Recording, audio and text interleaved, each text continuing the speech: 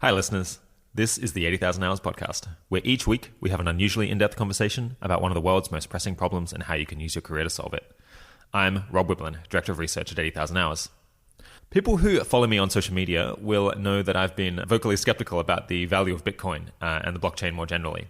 But I think it would be irrational of me to presume that I know where blockchain technology might go in the coming decades, given that many inventions take a while to find truly useful applications. And I've been very impressed with a handful of people working to develop what blockchains are actually capable of, one of whom, of course, is Vitalik Buterin. I was first struck by Vitalik's candidness and insightfulness when I heard him on the show Conversations with Tyler last year. He's something of a child prodigy, and he's been getting quite a lot of attention through his research and his tweets and his blog posts and various technical accomplishments, including obviously creating the cryptocurrency Ethereum back in 2015, which incidentally has made him incredibly rich. It seems to me like he's been making impressive progress in both engineering blockchain systems that might eventually be turned to really useful purposes, and also as a theorist, developing the kind of so-called cryptoeconomics that explains how these systems can actually be robust and why they might be able to solve problems that other technologies at the moment can't. This conversation is highly related to my episode with the economist Glenn Weil from earlier this year. That's episode 52, Professor Glenn Weil on uprooting capitalism and democracy for a just society. Vitalik has actually co-authored a number of papers with Glenn, and they're collaborators on the Radical Exchange project, though they have plenty of robust disagreements as well. So if you've already listened to that other episode or want to go back to it first, that's great, but it shouldn't be necessary to make sense of what we're talking about today. To most people, it's a bit confusing why I think this topic of mechanisms for social coordination is of such great importance. And this interview also gets pretty technical pretty fast. We don't stop, for example, to explain what things like blockchains or quadratic voting or stablecoins actually are. So I'm going to start here by talking for a little while until I think we've set the scene satisfactorily. If you'd rather skip that and just go straight to the interview with Vitalik, you can jump forward to minute 23 of the episode. So for those who don't know, the blockchain is a protocol developed about 10 years ago, which allows for the maintenance of a decentralized ledger, or basically a set of accounts that define who has how much money on this network. Alternatively, it can also be used to kind of transfer tokens that don't have to look like money per se. For example, a kind of token on the blockchain could indicate that you own something in the real world. As a lot of people will know, the first example of a blockchain, an actual application, was called Bitcoin. In brief, many computers around the world run this Bitcoin software. And these computers kind of build a long series of accounts tracking the creation of Bitcoins and their transfer between different people on the network, effectively making it a form of money or a kind of currency. The technology is called a blockchain because what you end up with is an enormous and growing chain of blocks of transactions, one after another. Each 10 minutes, the Bitcoin network will add a new block of information that encodes all the transactions that are going on to that network from the previous 10 minutes. And for a transaction to be added to a block, the owner of an account that has Bitcoins in it needs to use cryptography to sign a message from that address, certifying that the owner of that money wants it to be moved from their Bitcoin address to a different one. When a block like that is created, all the computers on the network certify that there are enough Bitcoins in the addresses for that transaction to be included in the block. They all agree on what block to add, following kind of predefined rules, and then having added that block, they move on to creating the next one. And for various reasons, it's impractical to tamper with older blocks. So once your transaction has been on the network for a while, you can be confident that it will stay there and no one can interfere with it. Now, everyone can see every transaction on the Bitcoin network, so though some other blockchain protocols have made it possible to send other kinds of cryptocurrencies in a way that is much less public.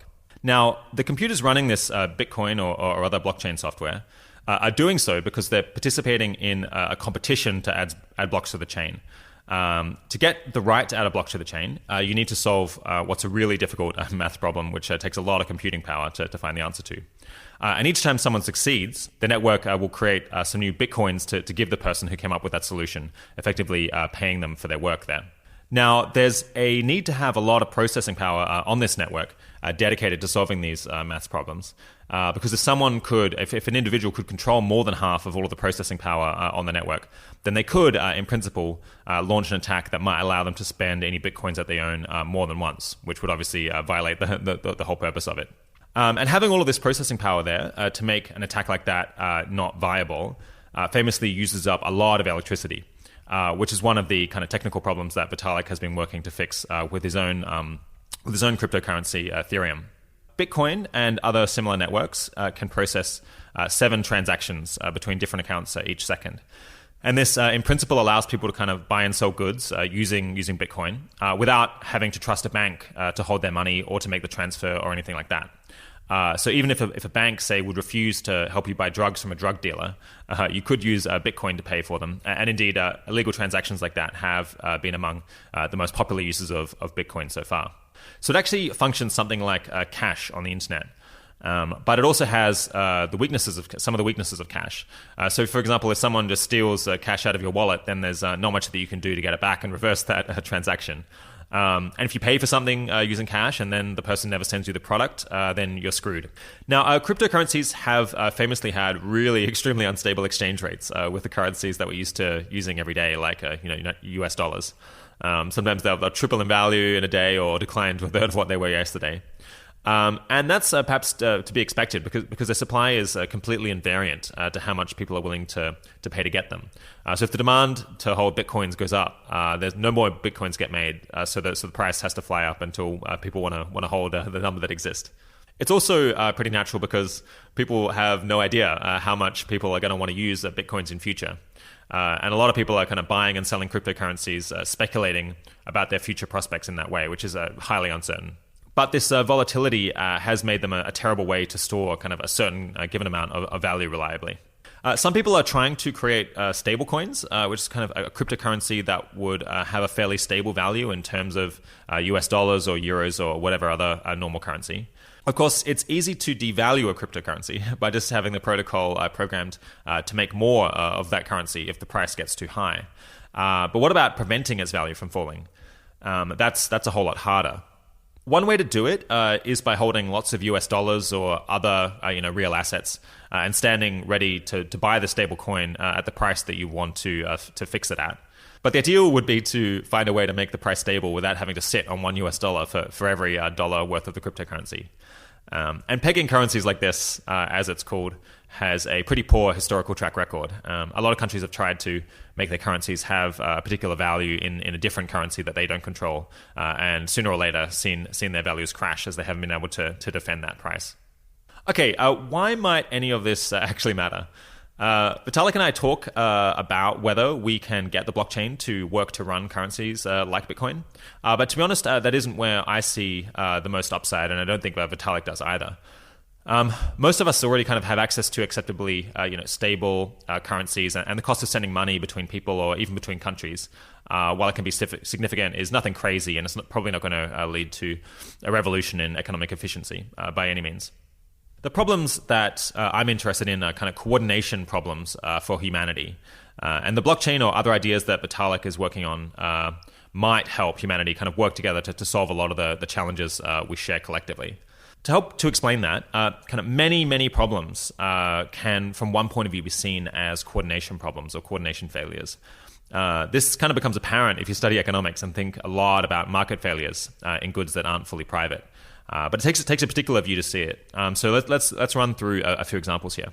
A first one might be that most people would prefer to live in a world where others weren't suffering in horrible poverty simply because they dislike others having bad lives.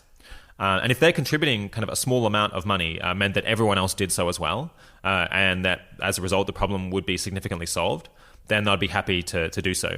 Inasmuch as billions of people all around the world value extreme poverty being eliminated, a donation that you make to someone who's extremely poor not only benefits that recipient, but also benefits kind of everyone else who cares about them, all of those billions of people who have some altruistic preferences.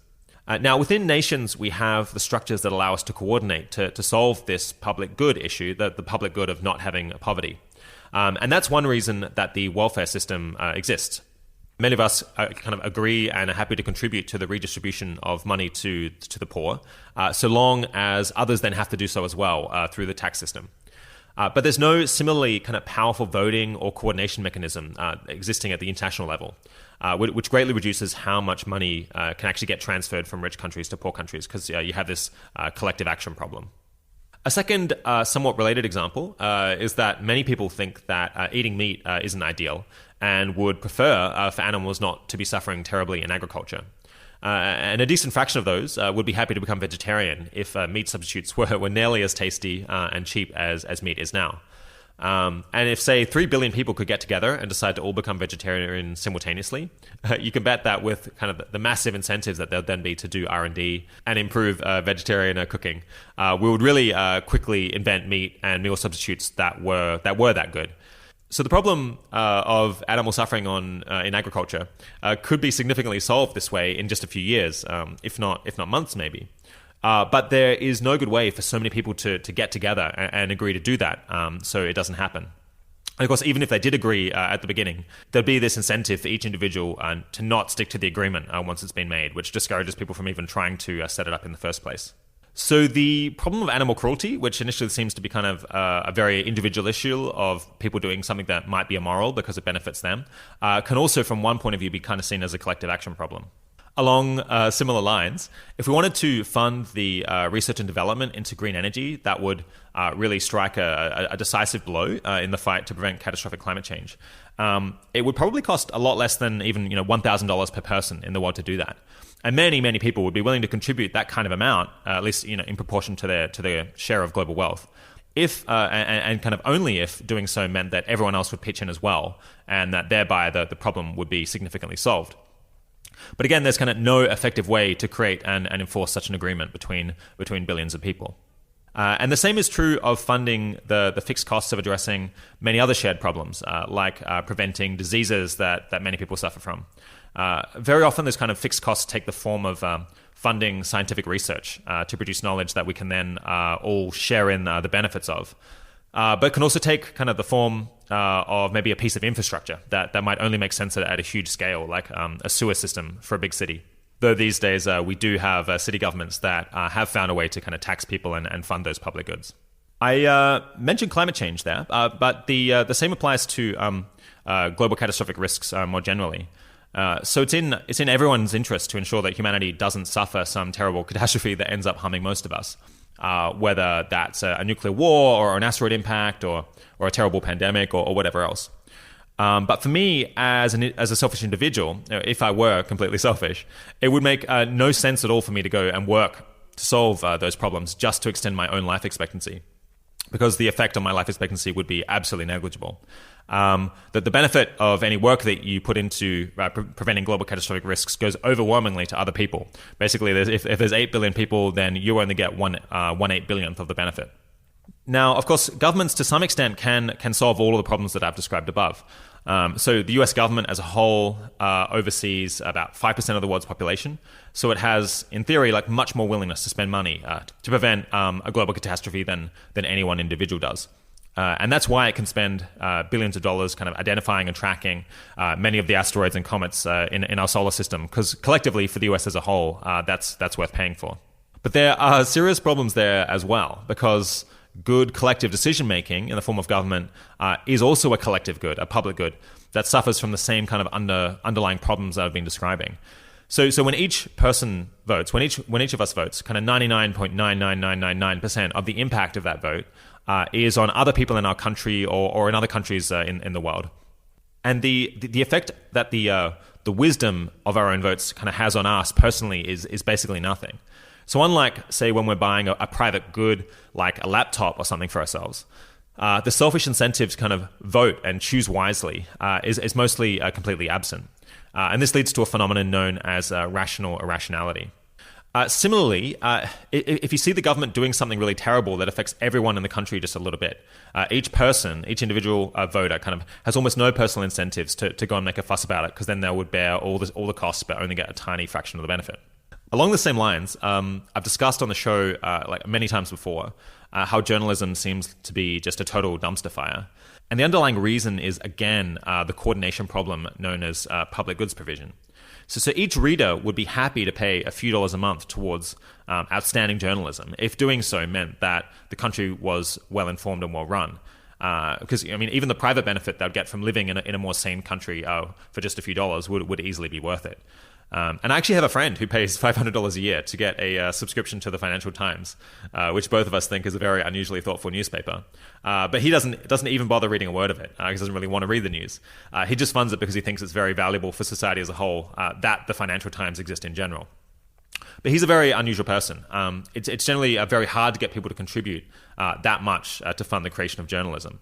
Because if I get a subscription to a good newspaper, that doesn't cause anyone else to do so as well. So I paid all this money out of my own wallet, but kind of barely made a dent on how well the country as a whole is actually governed. So for sensible people who prefer reading fun stuff like celebrity gossip rather than learning about all the tragic and annoying things in the world that actually barely affect them, which I think should be most of us, the existence of the Financial Times is a public good much more than it is a private one. So even if people could only get access to the articles by subscribing, that wouldn't solve the problem of how to fund enough journalism really at all. To sum up, here's just like some of the things that have kind of a major public goods aspect in the economic sense of the phrase public good, which is to say that people get the benefits of something being provided even if they don't contribute to creating it at all. The elimination of poverty, not hurting non-human animals, funding most scientific research, reducing the risks that humanity faces collectively as a species, producing information about what's happening in the world and how we might fix those problems, and making smart decisions collectively, whether doing so as cities or countries or as a species as a whole. Okay, so that's a lot. In fact, it kind of is almost everything. And if we could eliminate 1% or 10% of the public goods properties of these problems, that would probably make a really meaningful difference, perhaps transforming the world in really visible ways. To be clear, I don't want to say that the framework of public and private goods is kind of the only way of conceptualizing what's allowing these problems to persist. But I do think that it's quite a powerful one that can give us some insights into how, some ways that we could try to solve them. Okay, so that's a big diversion into why when I see something that might help solve coordination problems and provide public goods, I get really excited. But what does that have to do with the conversation with Vitalik? Basically, Vitalik Buterin and others involved in cryptocurrency economics or the radical exchange movement have been thinking a lot about kind of what new institutions or incentives we might be able to create that would make a dent in this public good provision problem. And the blockchain might provide new ways for a group of people to set up those institutions somewhat autonomously. But they're interested in other options as well that might not involve the blockchain at all.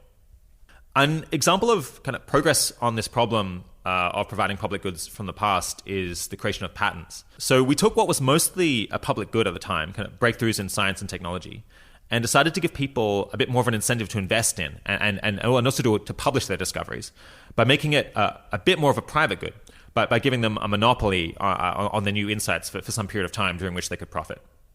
And I think actually the patent mechanism is kind of overrated today and it has major problems. But it's probably better than having nothing at all. And it was probably progress at the time that it was first implemented. One other way that you could envisage of getting people to contribute to a public good, a collective good, might be to kind of create a program that runs on a blockchain, which says that if 1,000 people each commit $10 worth of a cryptocurrency to fund a newspaper, then the newspaper will get all of that funding, $10,000.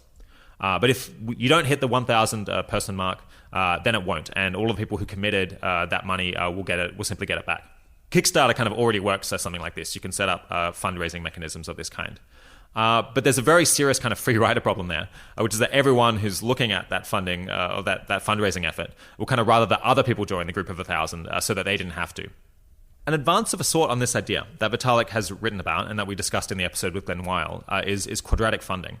So basically, let's say that you think it's really useful for society that newspaper X exists and have money to fund its investigative journalism. But you don't particularly want to read that newspaper yourself. You just want it to exist. With quadratic funding, you could kind of put a small amount of your personal money towards that newspaper, say $10 again. And for mathematical reasons I'll skip over here, you then take the square root of that private contribution, add it to the square root of everyone else's private contributions to the newspaper, and then square the total. And then the government or some other funding source that's supporting this quadratic funding would then kind of match those public contributions in some proportion to that figure. And the crazy thing is that if the government actually gave exactly that full sum rather than just some fraction of it, then each person would have the selfish incentive to personally contribute an amount that would then collectively fund this public good of the newspaper at the right level to maximize the welfare of society as a whole, which is kind of an amazing theoretical result. Now, there's serious problems with that model in ways that doesn't match reality.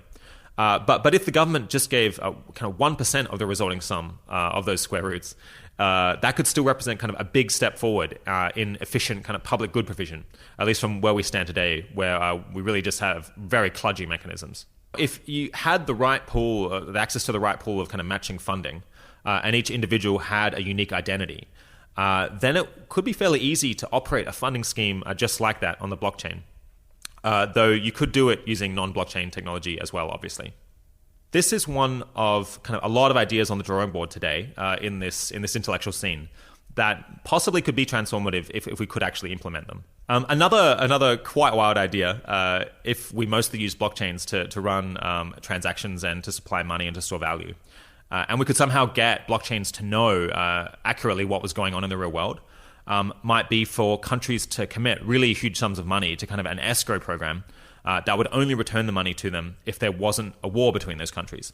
So hypothetically, the US and China could stake $1 trillion at the start of each year, which this blockchain program, which operates according to kind of fixed rules, whether you like it or not, would only return that money at the end of the year if neither country had killed a single soldier of the other country.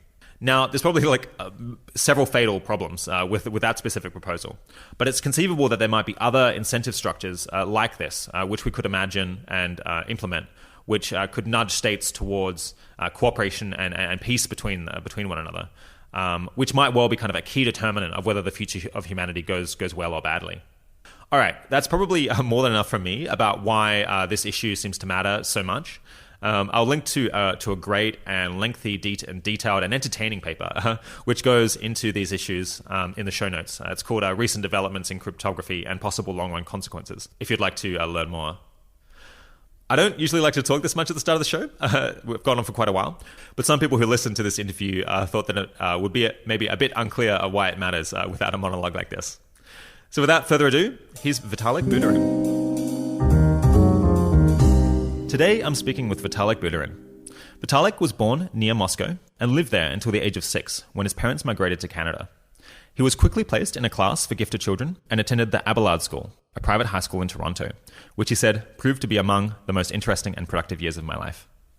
He learned about Bitcoin from his computer scientist father in 2011 when he was 17, and soon after founded Bitcoin magazine and became an ongoing contributor on blockchain-related issues on Twitter and his website vitalik.ca.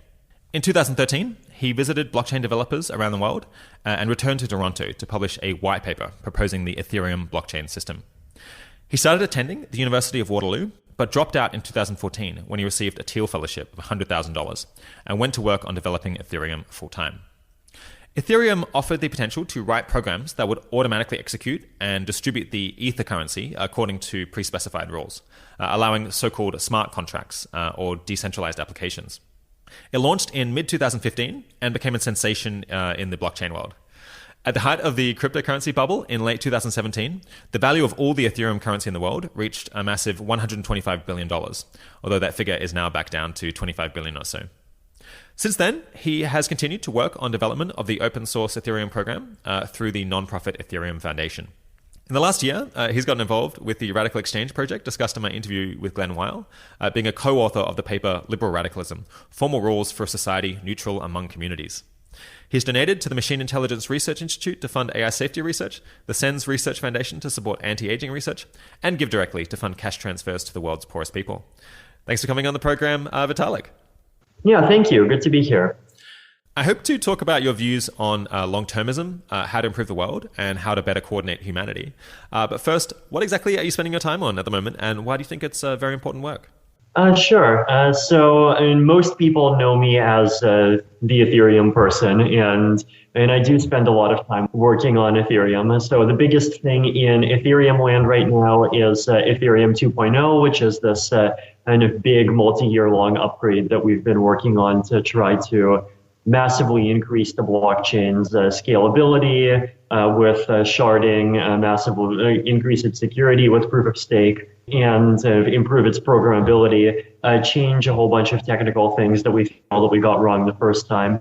So that's been kind of the big thing that's excited a lot of us for years, but now it's finally coming to fruition. There's these big teams around the world that are working on not just thinking about what the protocols in Ethereum 2.0 should look like, but actually implementing it. So the first kind of phase of Ethereum 2.0, which is the proof of stake, is going to probably come out very early next year. There's some already test networks. There's starting to kind of link different clients together and make different implementations written by different teams talk to each other. So a lot of really exciting stuff there. And I think I've said publicly a lot of times that I believe in the potential of blockchain technology, but on the other hand, kind of blockchains as they currently exist are, in many ways a joke, right? Like 15 transactions a second, like not going to run the world economy on top of that and all of those things. And then the kind of insanely gas-guzzling proof of work that I've criticized many times as well. So, I'm definitely just really excited about turning Ethereum into a system that we can kind of really fully be kind of proud of and expect it to kind of push ahead and actually become useful for a lot more things. We'll talk about some of those criticisms of blockchain technology as it stands today in just a second. I guess it sounds like you've managed to carve out time to actually work on or to continue working on a lot of the technical sides of things and not get kind of bogged down in the politics or perhaps like the funding or bureaucratic aspect of actually, I guess there's like organizations built up around Ethereum and blockchain now, which I could imagine just absorbing all of your time on management. Yeah, I mean, the Ethereum organization is definitely interesting and weird because, first of all, it's definitely not like a conventional company. Like, we don't really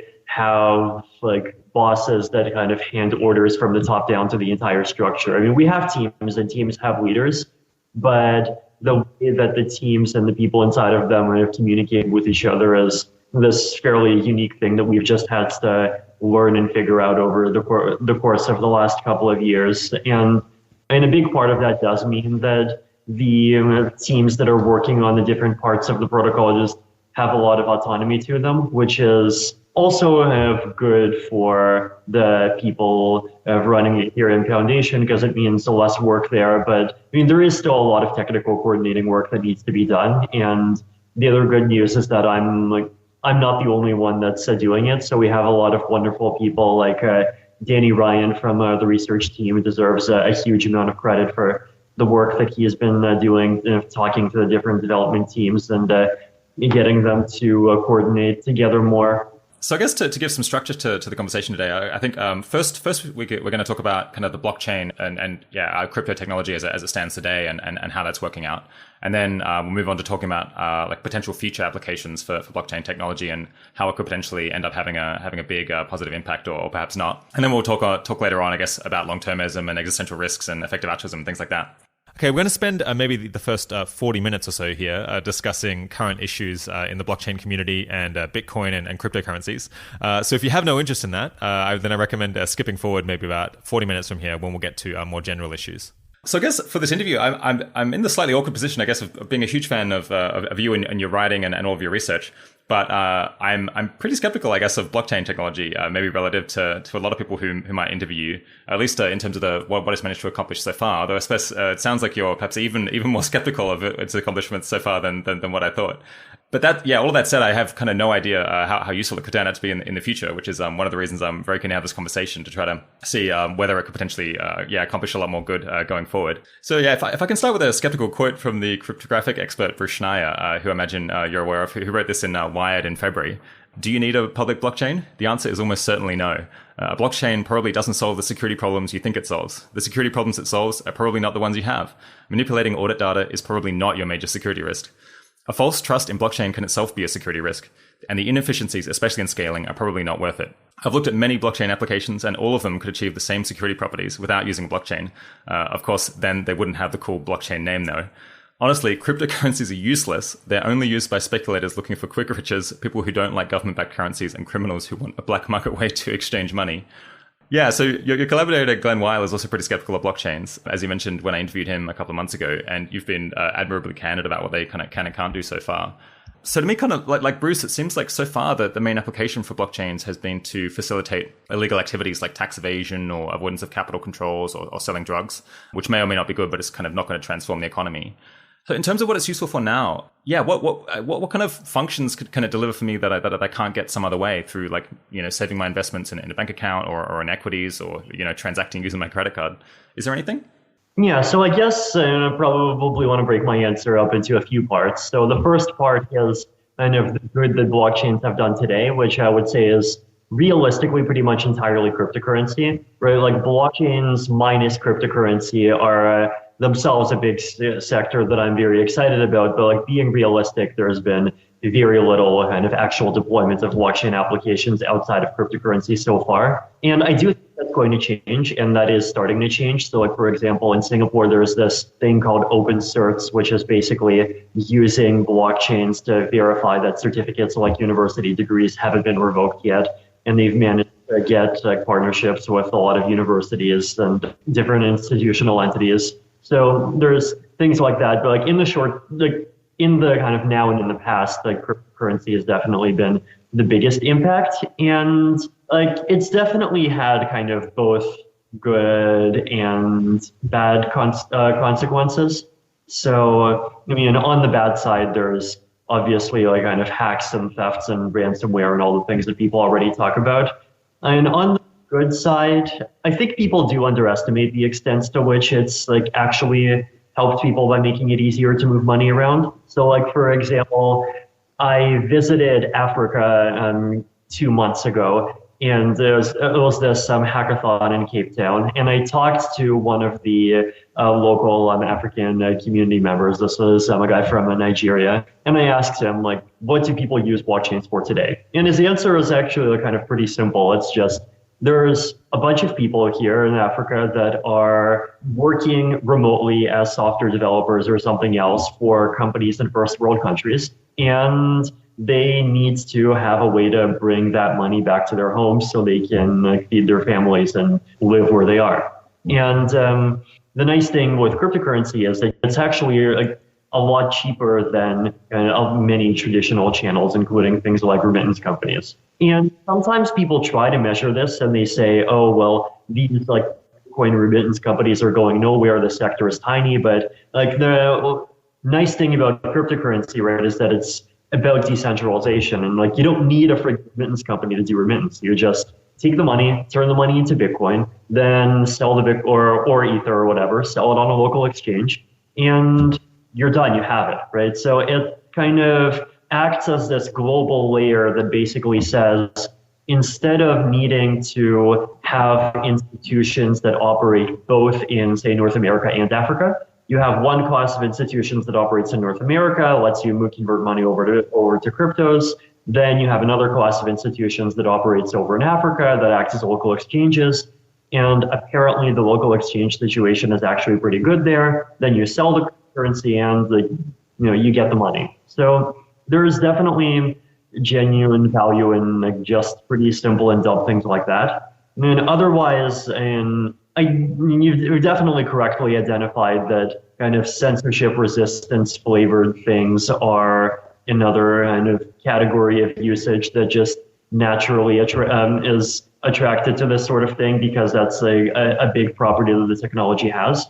And I mean, there's downsides to that, but then there's also upsides to that as well. I mean, especially as we enter into this kind of less favorable geopolitical environment where you're going to have a lot of actors trying to restrict people's ability to do things with each other for reasons that have more to do with zero-sum competition, making humanity better, cough, trade wars and all that. So it's, I definitely agree it's a complicated issue. But the second part of this question is blockchains in the future. And blockchains in the future, like the big thing that I think will make blockchains in the future more interesting is basically if we manage to actually solve a lot of the big problems that make them hard to use today, right? Where scalability is probably the big one. And because 15 transactions a second is like basically nothing. 15 transactions a second And if you want to run global economies, you need to go into the tens of thousands of transactions a second. And Ethereum 2.0 with sharding is hopefully going to let you do that, which is nice. And hopefully it'll provide enough capacity that people can actually run a lot of interesting things on top of it. Just quickly, sharding is a technical effort to try to break the blockchain into lots of different threads that would each operate and process transactions separately. Although then, of course, they would have to talk to one another to resolve transactions between them. It's kind of an attempt to increase the throughput of the network, allow it to process more transactions without having one single database that just becomes unmanageably large. Okay, back to the show. Also, solutions to privacy.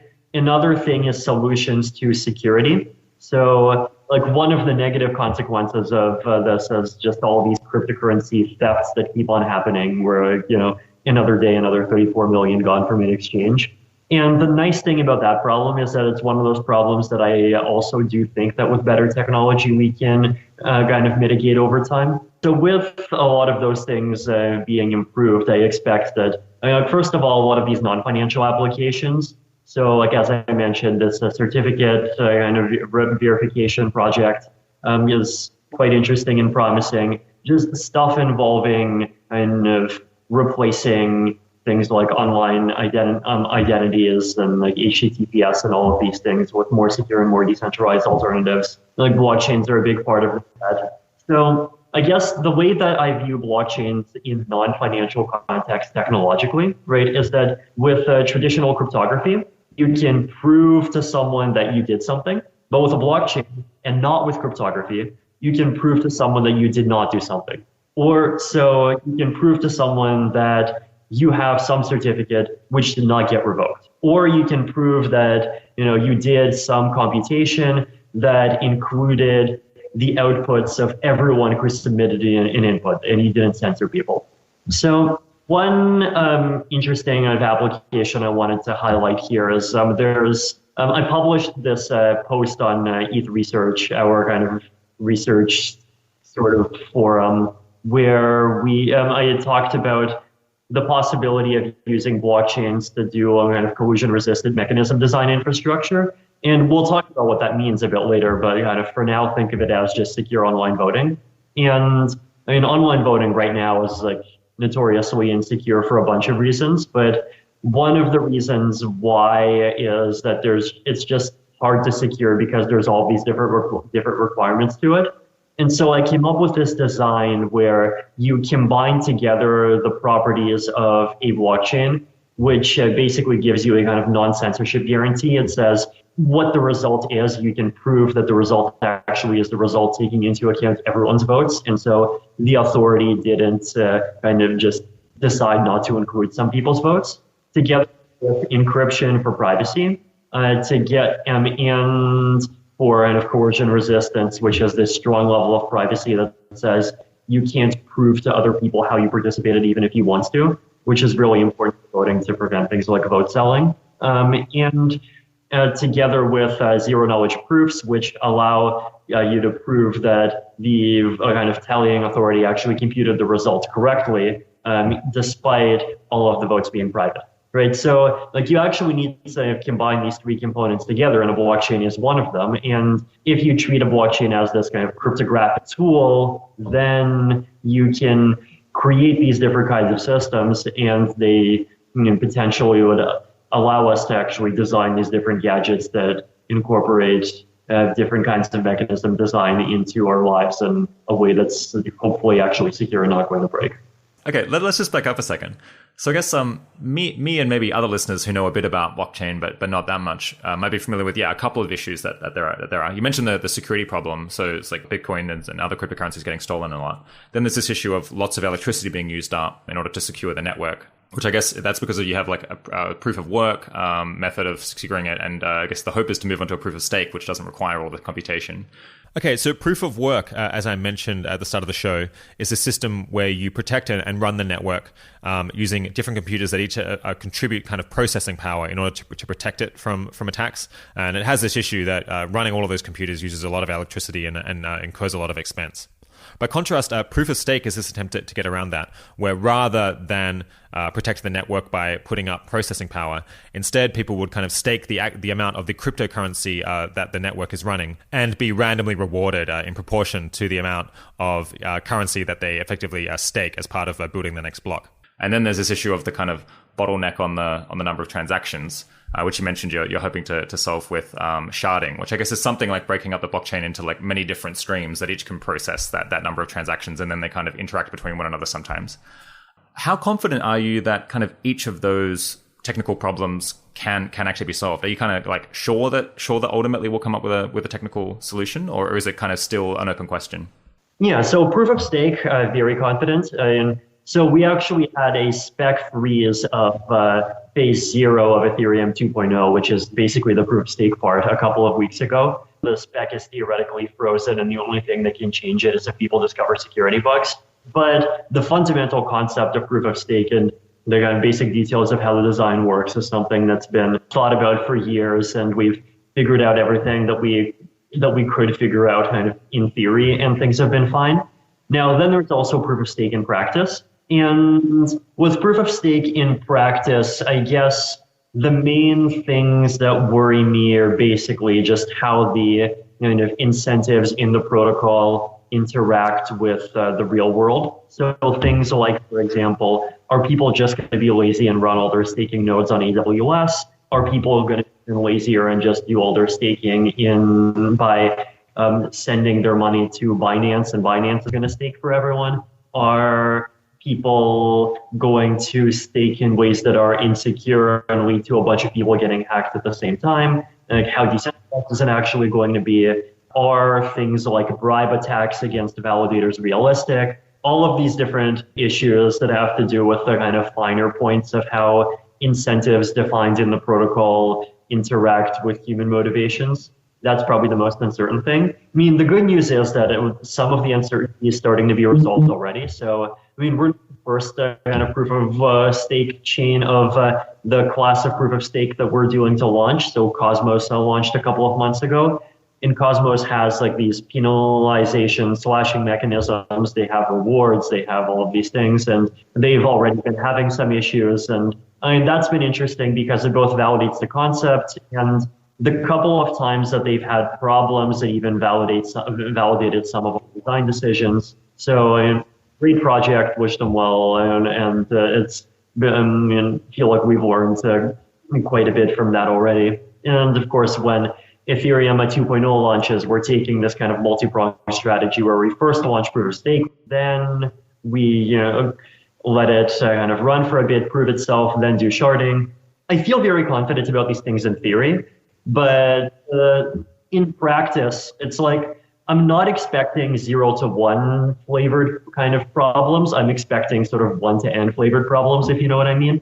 Like just 15 different edge cases that we just have to think about that'll lead to kind of small bugs that are fixable every time, but that just do end up becoming problems.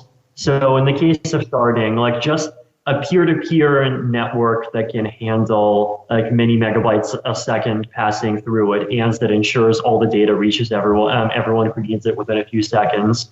Like there's just things that we're doing that haven't really been done before. And also how that would interact with potentially powerful actors trying to attack it, like all these different uncertainties.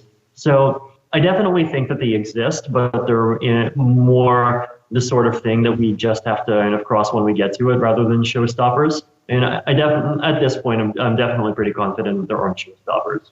Do you want to comment on the kind of computer security or theft issue? Or like whether you think we'll be able to fix that one well enough? Sure. Yeah. So there's probably 3 kind of sub-problems in computer security and theft in the crypto space. One of them is people giving their money to central authorities that screw it up. So like Mt. Gox getting hacked and all these other exchanges. The second is people keeping money in their own wallets and that getting hacked. And the third is putting their money into smart contracts and those contracts getting hacked.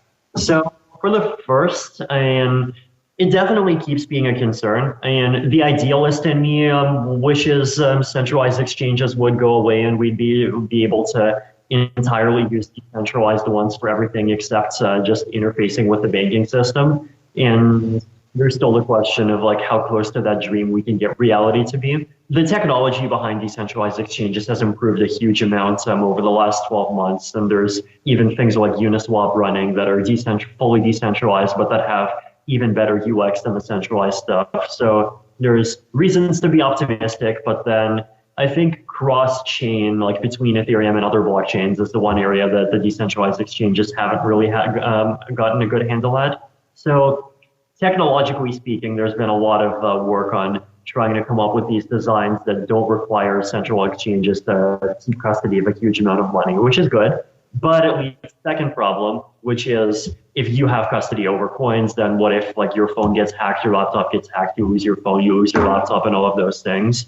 So pretty much ever since I entered the space back in like 2011, I've been a huge enthusiast for multisig, which basically is instead of having one key that controls the coins are basically controlled by a program, and the program says if 2 out of 3 keys or 3 out of 5 keys do sign a message, then those coins can be moved somewhere. And sometimes you can even have more complicated hybrid policies. So like, for example, the Ethereum Foundation wallet has a policy that says that we have 7 keys, and if you want to send less than 1,000 Ether a day, then one of 7 is enough. But if you want to send more than 1,000 Ether, then you need to get together 4 of the 7. And that's served us pretty well. So like basically I want multisig to get adopted by just everyone, individuals, organizations.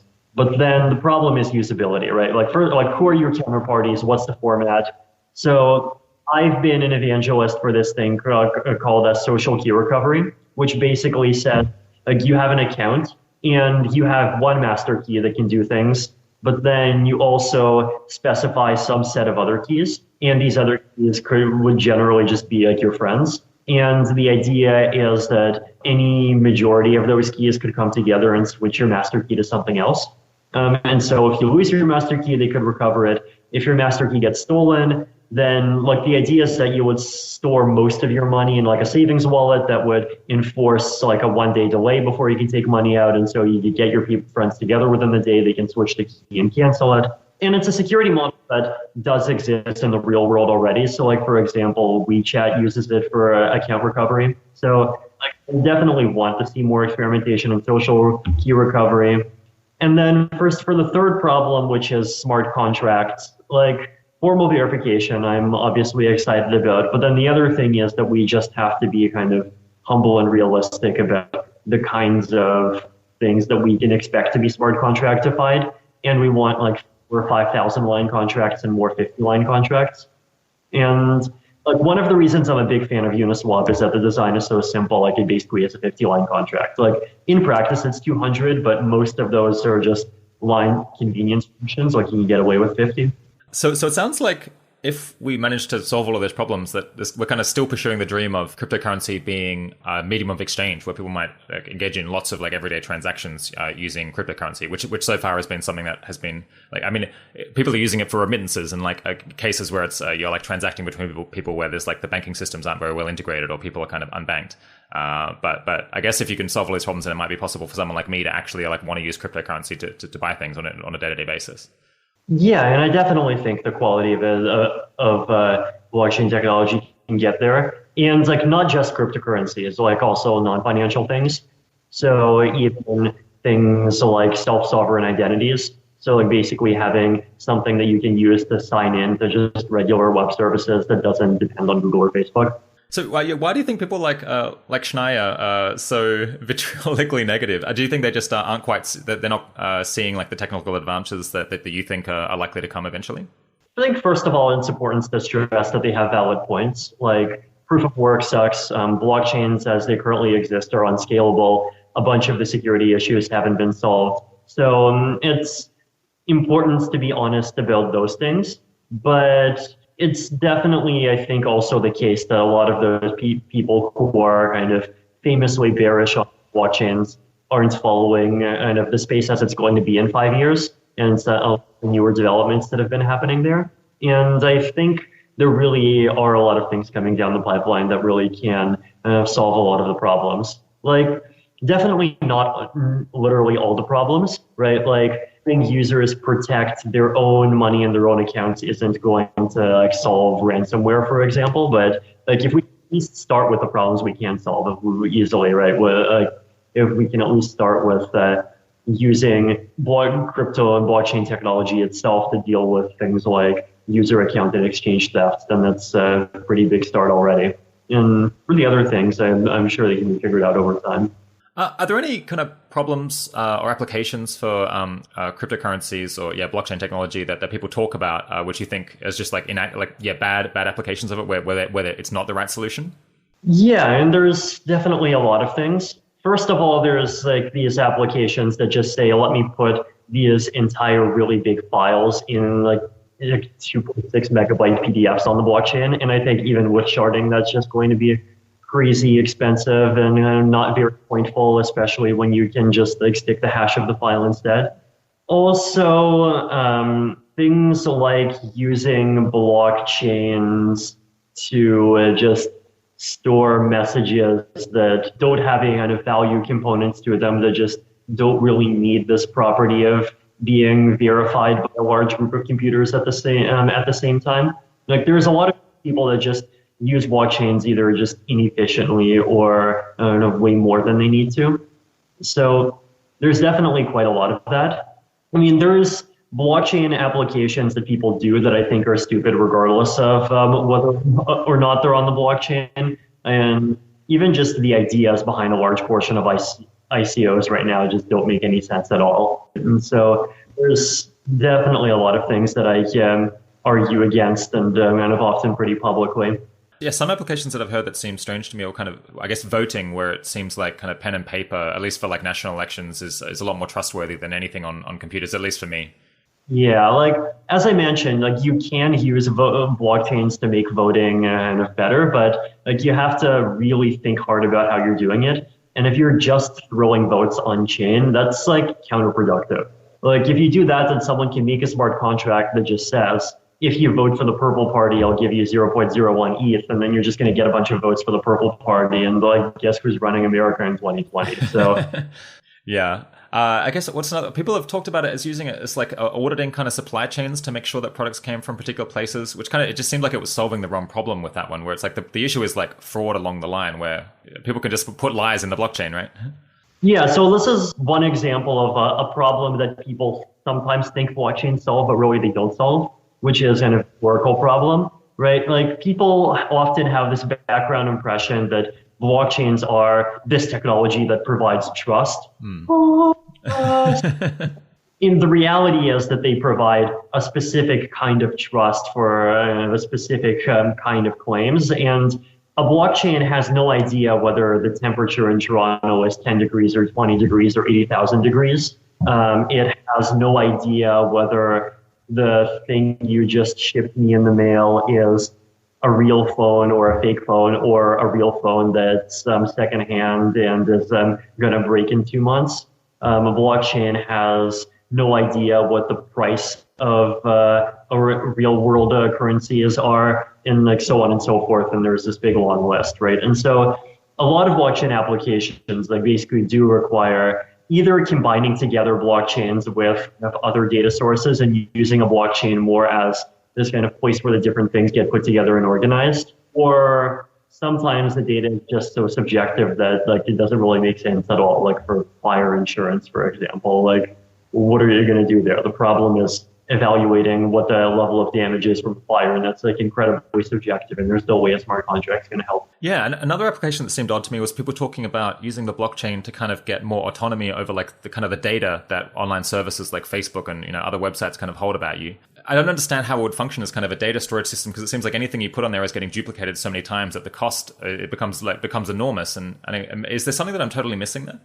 There is a version of that which actually makes sense, and the version of that which makes sense is that you have services where the data is kept client side by default, but then like people attest to the data and there's kind of zero knowledge proofs over the data. And then if you want to sell the data, you can use kind of cryptographic protocols that basically say, I'll give you the data, or I'll let you compute one particular function over the data if you pay me some number of coins. And then for that to work, like you can kind of piece together like cryptocurrencies and blockchain hash commitments and zero knowledge multi-party computation. But for something like that to work, like that's a pretty serious challenge. Like you're not just going to shove hashes of stuff on the chain and sell it. Don't those kind of zero knowledge proofs require a lot of computation power, or have I misunderstood that? They do, and that's definitely one of the biggest kind of downsides of them right now. But one of the really nice side effects that blockchains have is that they're basically leading to a huge amount of money being pumped into making these zero knowledge proof protocols work better. And so, like back in 2013, there were a couple of academics working on these things in the shadows, but now you have like 20 different protocols and there's dozens of engineers trying to figure out how to cut the proving times down. In some cases, working on using ASICs to cut proving time down, trying to cut down the sizes of the proofs and verification times. So there's definitely a lot of work being done there that can make things possible in a few years that weren't possible a few years ago. What do you think are the most widely held but incorrect beliefs in the crypto community as a whole? Ooh, that's interesting. And the crypto community isn't really a unified thing, and there's definitely kind of different sub-tribes inside of the crypto community. And I think different sub-tribes have different misconceptions. Like, on the Bitcoin side, for example, there's this idea that 2% inflation is this thing that's wrecking the economy, and the next big step to turn humanity into a type 1 civilization that roams the stars is to get rid of existing fiat currencies and replace them all with this 21 million fixed supply kind of thing. I think that's crazy. On the side of things like EOS and kind of Tron and these more kind of semi-centralized projects, I think they have this belief that basically says like, oh, these blockchains are not super decentralized anyway, and so we're just going to be even more centralized, and so we're going to get more efficiency without getting any of the downsides. But I think they don't really realize kind of some of the more subtle benefits that decentralization gets you, and I think a lot of those things are going to come out like if political environments become less favorable. And on the side of and things like people trying to use blockchains for, well, it depends on the use case, right? Like if it's payments, then and there is just the fact that like number one, existing payment systems work in a lot of contexts, but existing payment systems also don't work well in a lot of contexts, and kind of seeing both sides of that is like I see a lot of people are kind of making a mistake one way or the other, where they think that like either cryptocurrencies are going to completely overtake Venmo, or they think that there's no room for them at all. Ooh, here's an interesting one actually. I think a lot of people in the censorship resistance space in general, so like both people in the blockchain space that care about censorship resistance as a topic and people outside of it, they tend to kind of not have very good models of politics. Basically, like a lot of people have this mindset that says, we're going to create this thing and it's going to like just on its own completely be able to overpower governments, and they're not going to be able to do anything about it. And it's just going to turn the world into a crypto anarchy, and that'll be great. And I think they underestimate the power that governments do have, right? So, you know, you look at things like the Great Firewall, like different countries' attempts at enforcing copyright against copyright infringements on the internet, crackdowns on the sex industry, a lot of these different kinds of censorship. Like, there are many cases in which governments try much less hard than they could if they really wanted to. And so, you know, you have these restrictions, then you have people using technology to get around these restrictions, but then you have countermeasures against those technologies, and you have countermeasures against the countermeasures, but the parties on both sides, and particularly on the government side, are limited by much more than technological constraints, right? They're also limited by their population's opinions on basically whether or not these restrictions are just. They're limited by enforcement costs, they're limited by social costs, shelling fences, like if we allow this, would that lead to allowing this other thing? Can we ban this without risking banning other things? And all of these different complexities. And if you're building censorship-resistant software, then you're not just playing this kind of great battle of technology versus the state. You're also really interacting with these complicated political equilibria. And what does that mean? Well, the answers to those questions are really, really complicated and specific. It's not any sort of single answer. It's a category of questions that I think you could get some good answers out of if you think more about. Do you think it's possible in principle to create a pegged stablecoin that's not actually backed one for one by the asset that it's meant to be tethered to? I guess both from a like technological standpoint, but maybe also from an economics standpoint. Yeah, and MakerDAO is definitely trying. And I think it's not possible to make one with a risk of 0, but I think it's possible to make one with a risk that's low enough. But then the problem is that if you make one with a risk that's low enough, then you have these capital inefficiencies, right? Like basically it needs to have it be kind of double or triple collateralized with Ether or with other cryptocurrencies. And then there's the problem of like how secure is it actually? And the problem is that because the whole thing is, the whole risk model is about tail risks, you don't really know. Yeah, and it gets really complicated. And like a lot of people, I think, measure this sort of incorrectly. Like they say things like, oh, the price of DAI went down to 0.92 for like 20 minutes today. That means the thing is not stable. But like, no, that's exactly the wrong thing to measure, right? Like things that stay at exactly $1, like almost flawlessly until one day they don't, are like exactly sort of fake stability that Nassim Taleb likes to criticize. So like the thing that you're trying to optimize for isn't like lack of tiny day-to-day movements. It's minimizing probability that the thing just suddenly one day does something catastrophic. And yeah, I mean, the problem is that it gets hard to estimate the probability of catastrophic things. And I definitely think that cryptocurrency is interesting because it does create this environment where like if you can profit from attacking one of these things, then you can and someone will. And like so far it's definitely looking kind of very soft promising, but we'll see.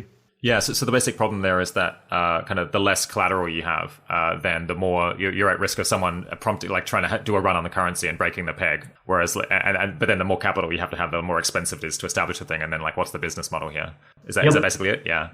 Yeah. Do you think there's ever going to be a way to kind of reduce the bad illegal uses of cryptocurrency without preventing the good uses, other than like traditional law enforcement, or is that just not going to be possible?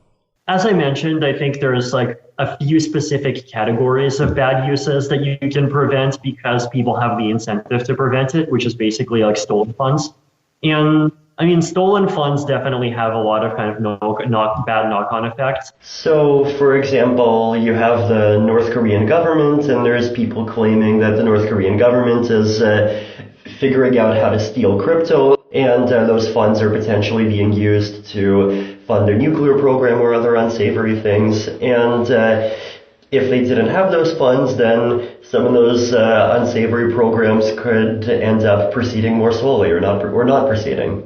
And so if you can solve the problem of theft in general, then you can also reduce the problems that come with criminal organizations having more money. So there's some things that you can do. There's definitely other things that you just can't do, basically except by kind of increasing surveillance on something other than the blockchain system itself.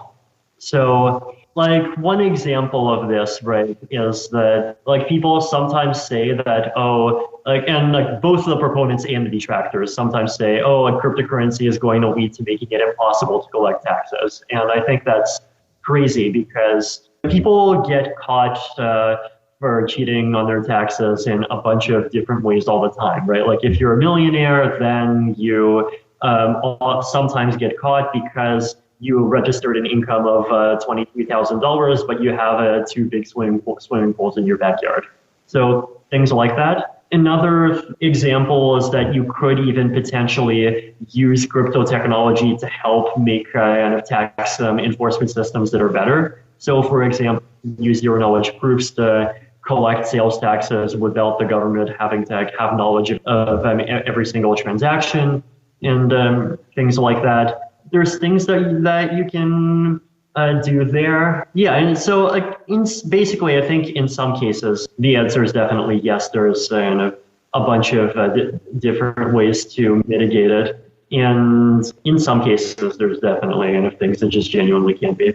Why do you think we don't see kind of more of a crypto-driven crime wave? I remember back in 2013 and 14, I was kind of worried that like Bitcoin could potentially be used to create kind of markets for assassinations or like other illegal behavior. But it seems like that basically hasn't happened at all. Do you have a theory for that, or they could otherwise kind of help organized criminal organizations? Yeah. Sure, and I have a couple of theories, and so one of them is that I think people underestimate the difficulty of successfully running a kind of anonymous, kind of Tim May cypherpunk style illegal organization. Because these days, right, like you can get de-anonymized in so many ways, from the time zones that you log on and make posts, from like text analysis based off of what you write, from just the ways that you make orders for like servers, the ways that you log into the internet. So like people just make a lot of these mistakes, and so it's really difficult to avoid all of them. Like even if you're a technically skilled person, you can try. Like if that sort of thing became like something I was interested in, then I would probably resort to crazy tricks like writing all of my forum posts in French and then shoving them through Google Translate just to throw off the text analyzers. But it's really hard to stay anonymous. So it's hard to patch every hole. Yeah, I mean it's really hard. And the interesting thing is that there's also kind of diseconomies of scale. Like if you want to do it at the scale of 5 to 10 people, you generally can, and you can get away with it because these law enforcement bodies, like as scary as they seem, are often quite under-resourced. But then if you go up to 100,000 people, then like eventually you get figured out. So I think there's that. And also I think people underestimate the extent to which just the online software industry in general kind of relies on just goodwill and people being willing to volunteer their time out of passion. And so like there just aren't enough technically skilled people in the world that are like interested in writing the software to make assassination markets work really well, right? So that's one thing. And then another thing is that if you want to make it work well, they need collaboration between different people, and collaboration between people rests on this assumption of kind of honesty and goodwill. And if you're talking about people that are already willing to make assassination markets, how they're already going to have that. Like criminal coordination is definitely kind of harder than it seems. And a lot of the successful criminal coordination kind of rests upon existing structures of coordination, like things like families or like these kind of mafia organizations that have existed, quote, in meat space for a long time. And like coming up with a new one of those on the internet is not exactly trivial. So yeah, and I think anonymous internet technology doesn't like solve a lot of the key problems that someone trying to make that kind of anonymous internet enterprise that wants to evade everyone trying to go after it would have. All right, let's move on from kind of crypto and from the blockchain today and kind of how it stands onto thinking about how much better it might be in the future and the problems that it might be able to solve. So you and Glenn Weil and others involved in this Radical Exchange project have been thinking about how blockchain technologies could be kind of used to give people the right incentives to solve problems collective action problems that humanity faces in a way that existing institutions are failing to do. And I guess that includes like public goods provision or avoiding the tragedy of the commons. For example, there's that liberal radicalism idea that Glenn and I discussed, which is kind of an attempt to give people reasons to contribute their resources to providing public goods. I hope our listeners will forget this long quote, but I think it kind of helps to motivate the whole discussion we're having here. And it's from an unpublished paper on possible uses of cryptographic advances that I hope we'll be able to link to when the episode comes out. And under the heading disorganized shared interest groups, it says, it's generally the case within any given political system that only a very small portion of groups with common interests successfully organize to pursue those interests. For example, private industries often organize to lobby the government, but the consumers of these industries' products do not. Influential grassroots movements have arisen around some issues like abortion and police violence, but not others of comparable concern like economic policy. The collection of people who would be happy to become vegetarian if it meant everyone else did, or to pay for news if it also meant everyone else did, and so on, is large. But people do not form robust organizations or enter into such pacts.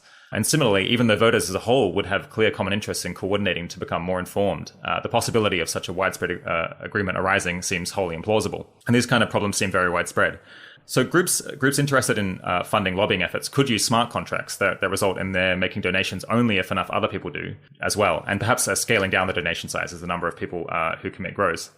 So I guess I just want to start by asking you a very open question, which is perhaps kind of the main topic that I want to discuss today, which is what incentive design mechanisms or kind of smart contracts or distributed autonomous organizations are you most excited about, whether they're blockchain related or not, and kind of how could they make a difference to the world? Yeah, sure. I think, first of all, the whole kind of decentralized autonomous organization thing is interesting, but also there's limits to it that we didn't, I think, quite realize and appreciate at the beginning. So the main kind of challenge there, right, is that at the end of the day, all it is people putting money into a pool and then using some pre-agreed rules to kind of distribute the money in the pool around. Like the problem it can solve, like for example, is giving people incentives to put money into the pool, right? And so like you have something like Moloch DAO, for example, which has like a few dozen people putting money into a pool, so sending money to Ethereum public goods, but the amount of money that's in the thing is fairly small, and most of the money that is there comes from like rich people, which in economic theory would predict are kind of the ones that are, at least from a selfish point of view, more naturally inclined to be willing to send their money into these kinds of things because they benefit from a larger share of the benefit. Like it's not solving a lot of the kind of fundamental public good problems that we would ideally want to solve. So that's one challenge. And another challenge is this whole kind of collusion resistance issue, right? Which is basically that one of the main benefits of a blockchain is that everything that happens on a blockchain is public, it's publicly visible, and even if you zero knowledge encrypted for privacy, these kind of traceable records and receipts that you can audit and use to prove what happened. But the problem is that if you analyze a lot of the mechanisms that we use in the real world, many of them like really crucially rely on an assumption that people are not colluding with each other, and that if a person takes an action, the only consequence of that action is the consequence that's kind of defined inside of the mechanism, right? So like if you go into an election and you go make a vote for Andrew Yang, then like the only consequence of that is that it slightly increases the probability that Andrew Yang is going to win, and that's something which affects everyone in the country and like ultimately in the world, right? Like there's no kind of specific benefit that you get from it. But if you start having votes on a blockchain, then other people can see, oh hey, you voted for this guy, and people can make smart contracts that say, oh you voted for this guy, and I'm going to give you some amount of money, or oh you voted for this guy, and like I'm going to penalize you, or I'm not going to sell things to you or employ you. And so the problem with a lot of these DAO constructions is that they run into these kind of twin problems where one of them is plutocracy, which is that only the rich people really have an incentive to participate. And the second is collusion, which is basically that like really if these things do become sources of substantial economic power, then people are going to try to use these techniques to manipulate each other into voting in particular ways. And we've seen both of those examples. So like in a lot of the coin votes that we've had in Ethereum, like it's been the case that just one guy had over 20% of the entire share of the votes. In EOS, there was a lot of interesting evidence of collusion happening. And in the case of EOS, well, what happened was that there was this kind of collection of pools, like seemingly based in China, some in other places, that had agreements with each other that just said, like, I vote for you, you vote for me, or like I pay you money and you vote for me so I can become a validator and I can give you some of that money, and all these different things that just basically fundamentally break the economic model, right? And like the extent to which economists like implicitly assume non-collusion is pretty severe. Like if you just open up any like most game theory textbooks, they just make, like people often think of it like as though the worst thing that these things assume is perfect information and perfect rationality. But like really no. We also make this weird assumption that like everyone is making decisions independently. There aren't groups of people that are kind of thinking about each other's incentives. There aren't people pushing each other to make decisions. And so even like something like a second price auction, for example, there's all these famous mathematical proofs about how optimal it is, but in reality, if the first top bidder and the second highest bidder are colluding, they can work together to push down the price and it's not efficient anymore. So trying to figure these, like basically once the possibility of collusion enters the picture, then just a lot of things break and the space of mechanisms that you have to work with ends up like really decreasing by a huge amount. So this is where the work that I mentioned earlier on collusion-resistant mechanism design really comes in, right? Like you can think of it in its simplest form as being just an online voting system, but really it doesn't have to be a vote, right? It can just be select any function, like f of a bunch of votes, and let everyone provide their inputs, and then compute the output and provide the output. And you do this computation in such a way that nobody learns what the actual inputs were and nobody has the ability to prove what their inputs were. And if you do things that way, then you actually can kind of instantiate in reality this game theoretic ideal that says that people are making decisions independently that a lot of these systems rely on. And so we can start actually doing things like quadratic voting, quadratic funding, and all of these really wonderful things at larger scales. Okay, just to jump in and explain a little bit here. Quadratic voting is a system where rather than everyone get one single vote that they can contribute to help make a decision on an issue, regardless of how intensely they feel about it, rather each person in a society would get a particular number of kind of voting credits each year. And they would be able to decide in which elections they're going to spend those credits. But for various reasons that we won't go into here, it's efficient that people's voting power increases only to the square root of the number of voting credits that they're choosing to spend on a particular issue. So if you want to cast one vote on an issue, then you would spend one voting credit. If you want to cast 2 votes, then you need to spend 4 voting credits. If you want to make 3 votes, then you need to use up 9 voting credits, and so on. So this kind of balances the value that you get from people being able to express how intensely they feel about a particular topic and maybe how informed they feel they are about it, with the fact that you don't want individuals who are particularly monomaniacal to have the tail kind of wagging the dog and completely control a decision that most people disagree with. We talk about quadratic voting and its pros and cons quite a bit in the episode with Glenn Weil. Otherwise, back to the show. Like, it's not going to solve all of the problems, but I definitely think something like it is necessary to prevent those schemes from completely breaking, right? Another example of collusion, actually, this is a fun one. So quadratic funding, which is also called liberal radicalism, this mechanism proposed by Glenn Weil for funding public goods. And the basic principle here is that you have projects, and each of these projects represents some public good, and people have the ability to donate money to projects. And if multiple people donate money to a project, then there's this central pool of money which basically adds a subsidy to the donation to take into account the fact that each of those people are contributing money to something that benefits all of them together. And the more people donate, the more the subsidy grows kind of quadratically. And so we have this thing called the Gitcoin CLR, which is basically trying to do that at a small scale for public goods within the Ethereum ecosystem. And right now, the matching pool is about $50,000 every couple of months. And the problem that it had was that there were a couple of cases where there were just accounts that were kind of clearly either not legitimate accounts and like fake accounts, or in some cases were kind of related accounts that were voting for the same thing.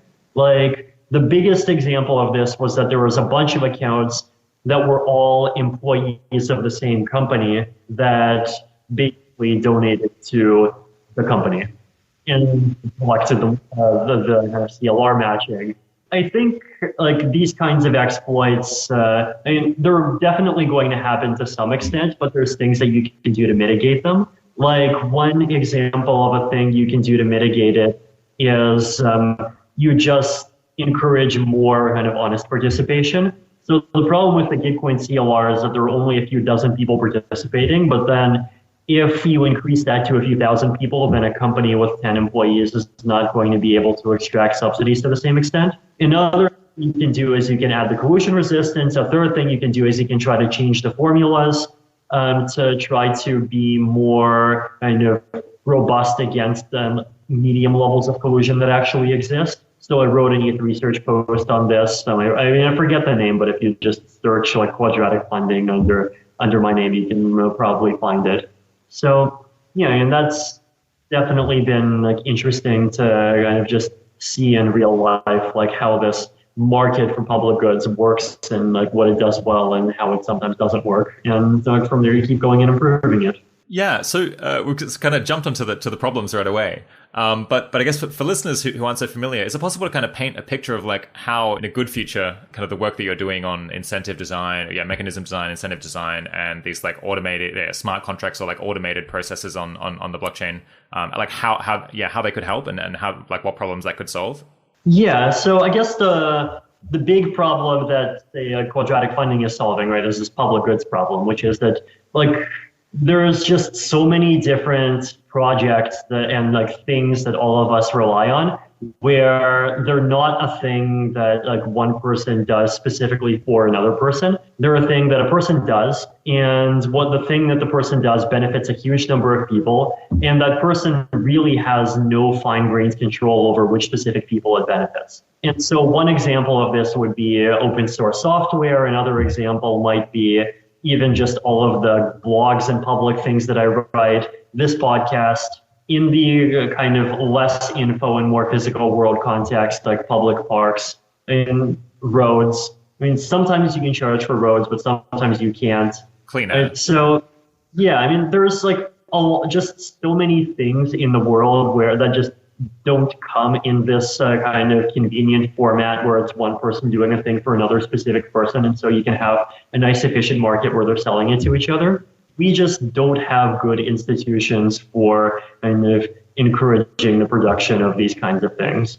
And so, I mean, basically what we have right now is either governments or large corporations or philanthropists. And that's basically all. And like, it's good that we have like each of those and they actually provide those things, because if they didn't, there's no way we'd have a civilization. But at the same time, like there's a lot of things that they kind of leave undesired, right? Like these mechanisms just like don't do a good job of kind of incorporating all of the information, the kind of highly distributed information that we have in the world about what it is that is useful and that people find valuable.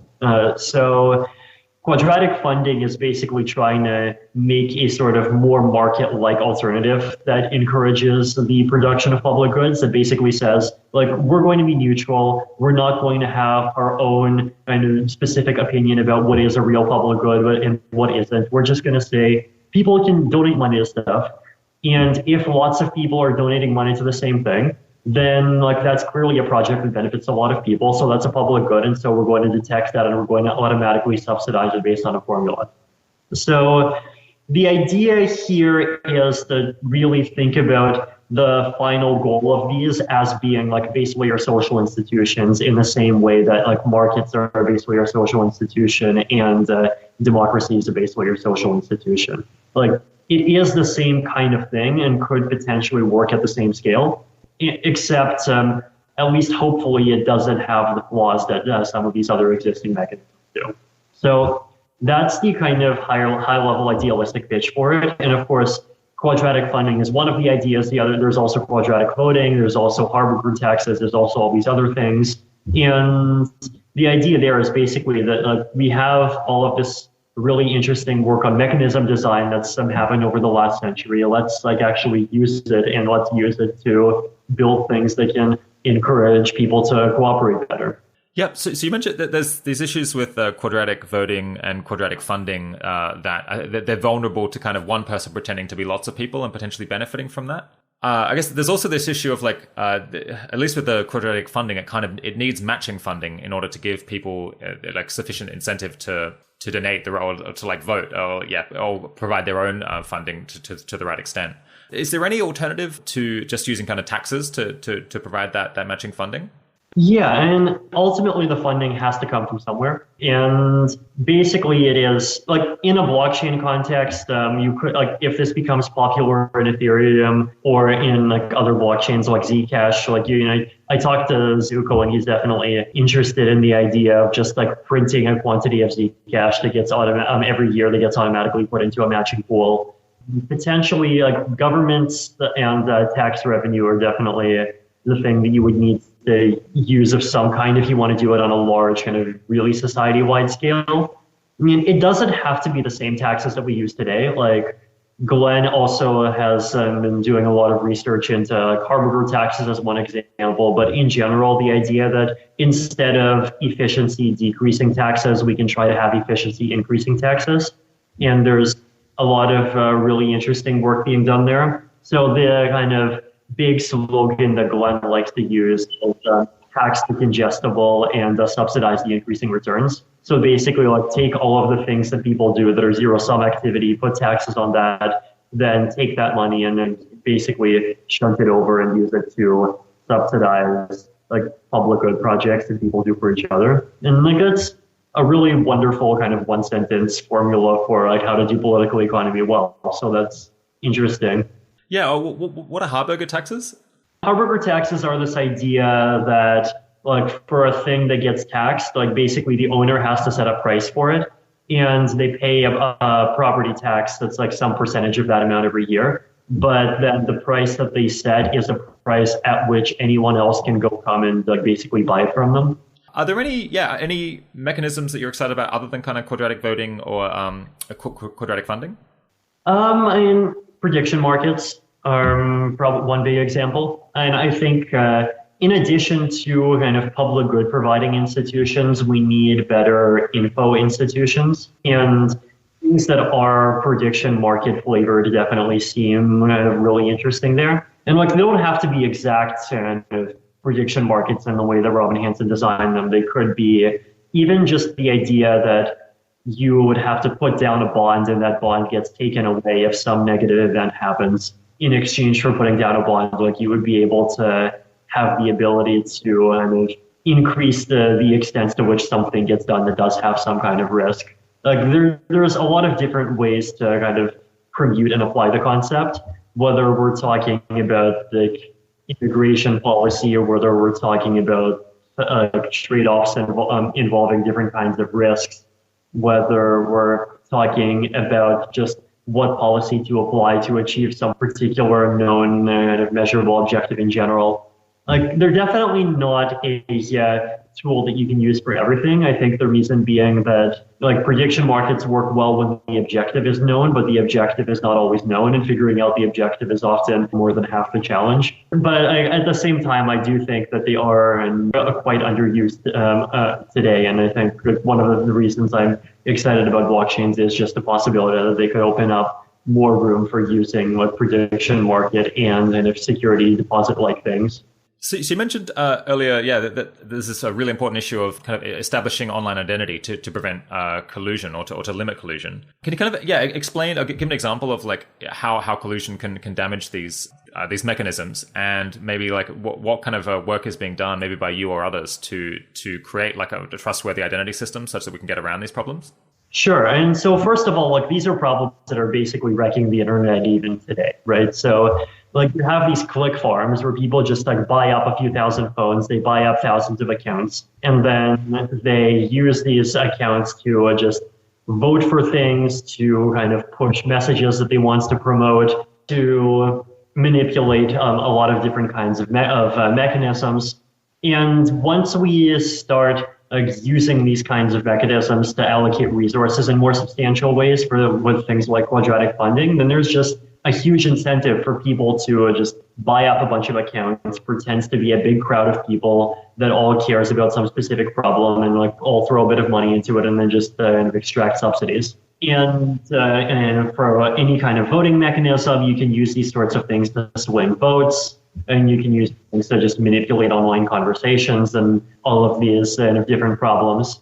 Like basically, we need to have like mechanisms that identify kind of who is a unique human that are more robust and that are more resistant to people just like either creating a bunch of entirely fake identities or taking existing identities and kind of buying them or renting them for different things. And that's something, it's a really hard problem. I mean, it's a problem that even governments have a hard time solving. It's a problem that corporations have a hard time solving, like centralized services, like have to just keep on fighting, and even they don't really have especially good solutions. It is the sort of problem, though, where like if we don't solve it in some kind of reasonably secure way, then a lot of these kind of quadratic funding based and like other kinds of mechanisms just can't end up working well.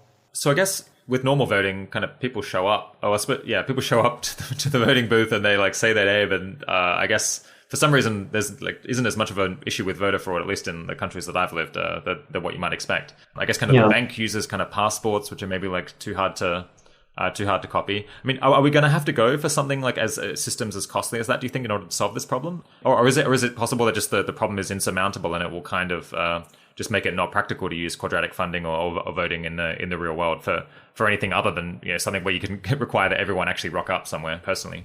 I think there's definitely always going to be some dollar value at which you can obtain fake identities of different kinds on the black market. So I think it's also definitely important to continue the research on making things like quadratic funding be more robust to identity theft. And as I mentioned, one of the recent posts I made on ETH Research is about changing the quadratic funding formula so that it does kind of put a bound on the amount of subsidies that you can maliciously extract from the system if you have n-identities. So yeah, things like that are important. So that might be something like a kind of minimum contribution for each person? It's not a minimum contribution. It's more a maximum subsidy per pair of people. Okay. Yeah, so there's that. And there's also, of course, the possibility of trying to make identities that are more kind of robust and that work better. I mean, there's definitely things that you can try to do to solve it. One other problem that will end up kind of going up against if you try to make systems for this that are universal is hostile governments.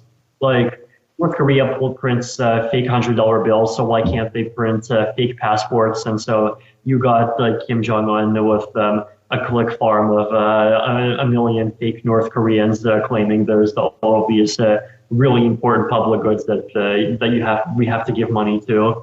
So like base things like that, and it's definitely a challenge, and it's definitely the sort of challenge where once again it's like not fully insurmountable, but also not fully surmountable. And so we just have to like get out into the real world and like keep trying, keep seeing what the issues are, and keep improving it over time. We'll see. I mean, there's definitely a chance that the identity issues are going to be too big, but I hope not. Yeah, who's doing the most impressive work on this? And is it kind of mostly do you think, kind of social or political problem, or is it more like a technical cryptographic problem? Some of both. Like the anti-collusion stuff is definitely cryptographic. The kind of figure out who's a real person problem is partially mathematical, because often you can use things like graph theory and like minimum cuts and all of these things to try to figure out how to actually aggregate the information to figure out who's probably a real person and who isn't, but also partially a socially and problem of like how do you present these mechanisms and how do people participate and like which mechanisms you use. So it's some of both. I've read that you're kind of more excited about quadratic funding than quadratic voting. Why is that? So quadratic voting is interesting too, but there's a kind of unsolved questions with it. So one big example is that with quadratic voting, you still need to have someone who figures out what's going to be up for a vote. And the ability to put something up for a vote is like a really huge amount of power, right? Because, for example, like one of the use cases for quadratic voting is like that it protects minorities, right? And so if you have quadratic voting on all the laws, then if someone comes up with laws that benefit a majority slightly but really hurt some minority, then like basically regular voting is going to pass those laws, but quadratic voting is not. But then like here's the challenge, right? Like, let's imagine we have a world where 10% of the people are blue-eyed and 90% of the people are anti-blue-eyists, and they want kind of, but like not to the point where they die for it, to have a genocide of blue people and kill them all. So this is a sort of setup where if you set up a vote to just kill all the blue-eyed people, maybe 2/3 would vote in favor, a bunch would not care, and all the blue-eyed people would vote against, and so the blue-eyed people would lose. In a single quadratic vote, the blue-eyed people care about not dying way more than the anti-blue-eyists care about killing them, and so they would win. But if one person had the ability to just keep on putting things up for a vote, and that one person was an anti-blue-eyist, what he would do is he would just keep on raising the question.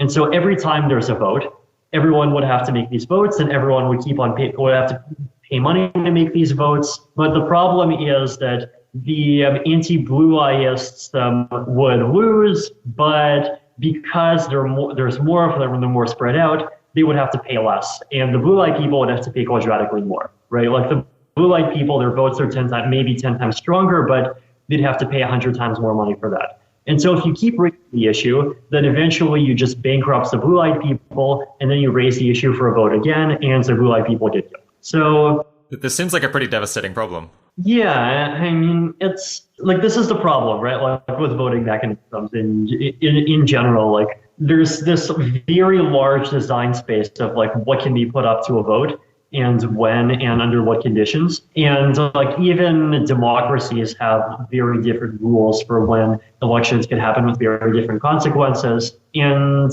it leads to very different outcomes. Whereas quadratic funding is really nice because the mechanism really is kind of unopinionated in that way, right? Like with quadratic funding, you just have projects. Anyone can spin up a project. Anyone can donate money to a project. And then you have subsidies. And that's it, right? Like it is really nice and clean and neutral in that sense. And that's a property that I really like about the mechanism.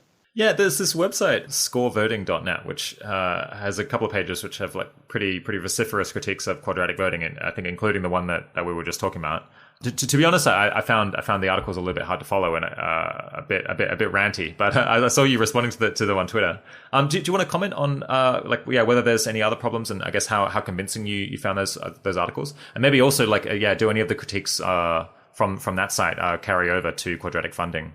Yeah, that critique on the site was definitely like really ranty, but in the critiques of quadratic voting in general that I think I care the most about, I mean, one of them, and this doesn't apply to quadratic funding, is this issue of like who makes the vote, who decides what's up for a vote. And I think like that's definitely a big issue. Like, it's not a deal breaker. Like, it doesn't mean that you can't have quadratic votes, but it does mean that they're not just like a universal replacement for things. Whereas with quadratic funding, like it doesn't have that issue, which is nice. The other kind of class of critiques of all these public good mechanisms that I feel like the radical exchange movement doesn't pay enough attention to is a kind of rational ignorance and rational irrationality issues. So basically, like the size of incentive that an individual person has to form a correct opinion on any of these topics is tiny.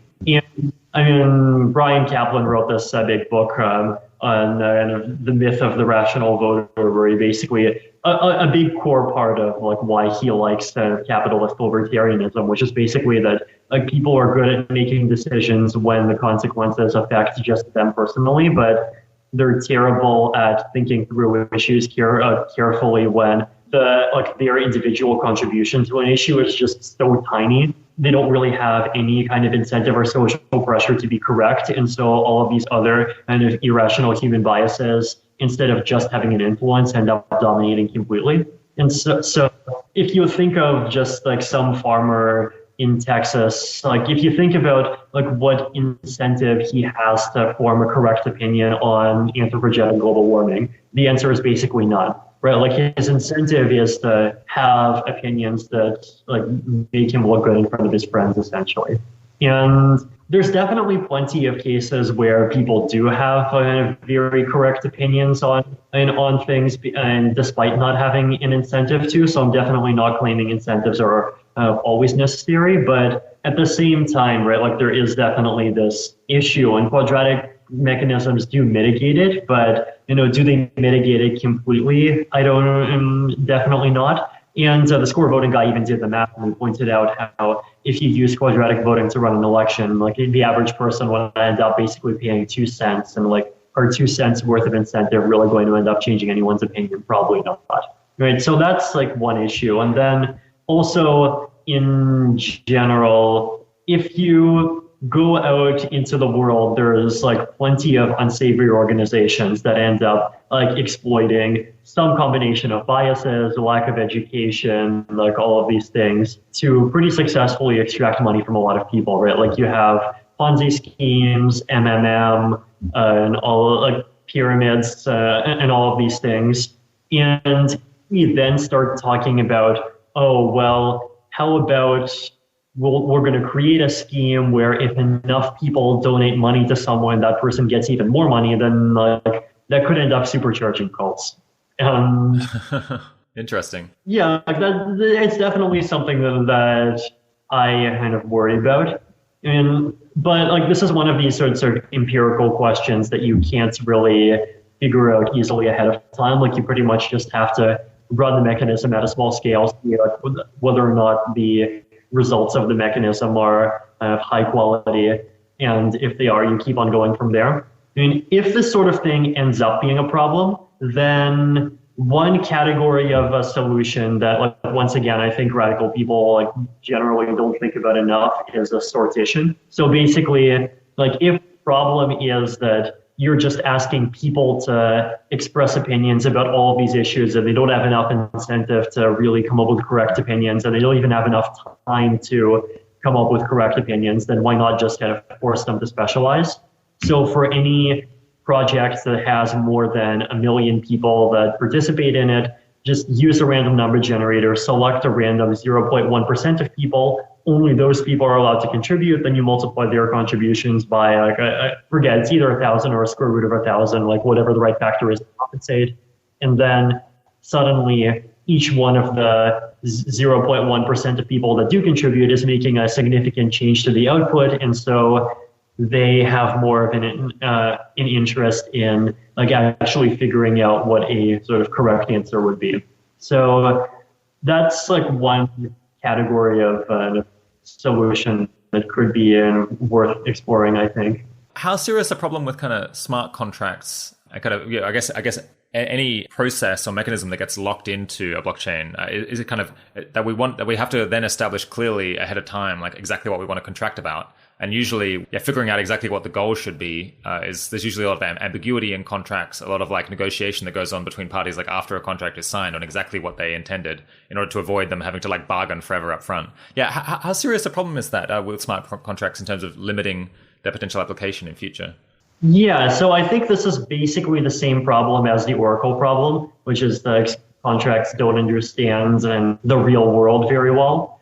And like, it's definitely a limitation to what contracts can do, right? Like, you're not going to modify an employment contract and then like get rid of employer-employee disputes. That's like not how it works. Like, smart contracts are a much more specific tool that basically is about like, hey, here are the mathematical rules of a kind of economic interaction that we want to have, and let's formalize the things that we can formalize. And there are going to be inputs that have to come from the outside, and if there are, then we can formalize like where the inputs come from. But that's a kind of specific encapsulated thing that you can worry about separately.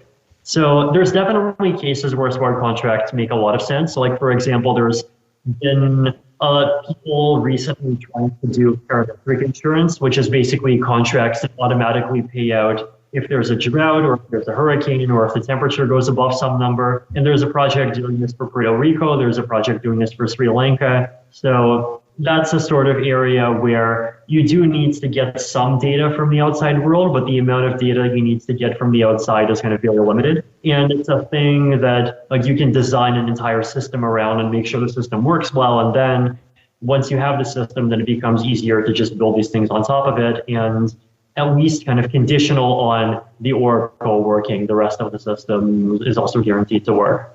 So, and that's the sort of thing smart contracts can do.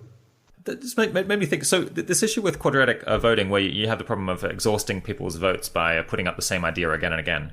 The UK Parliament, for example, has a rule that you can't put up the same substantive thing for a vote more than once in the same parliamentary session.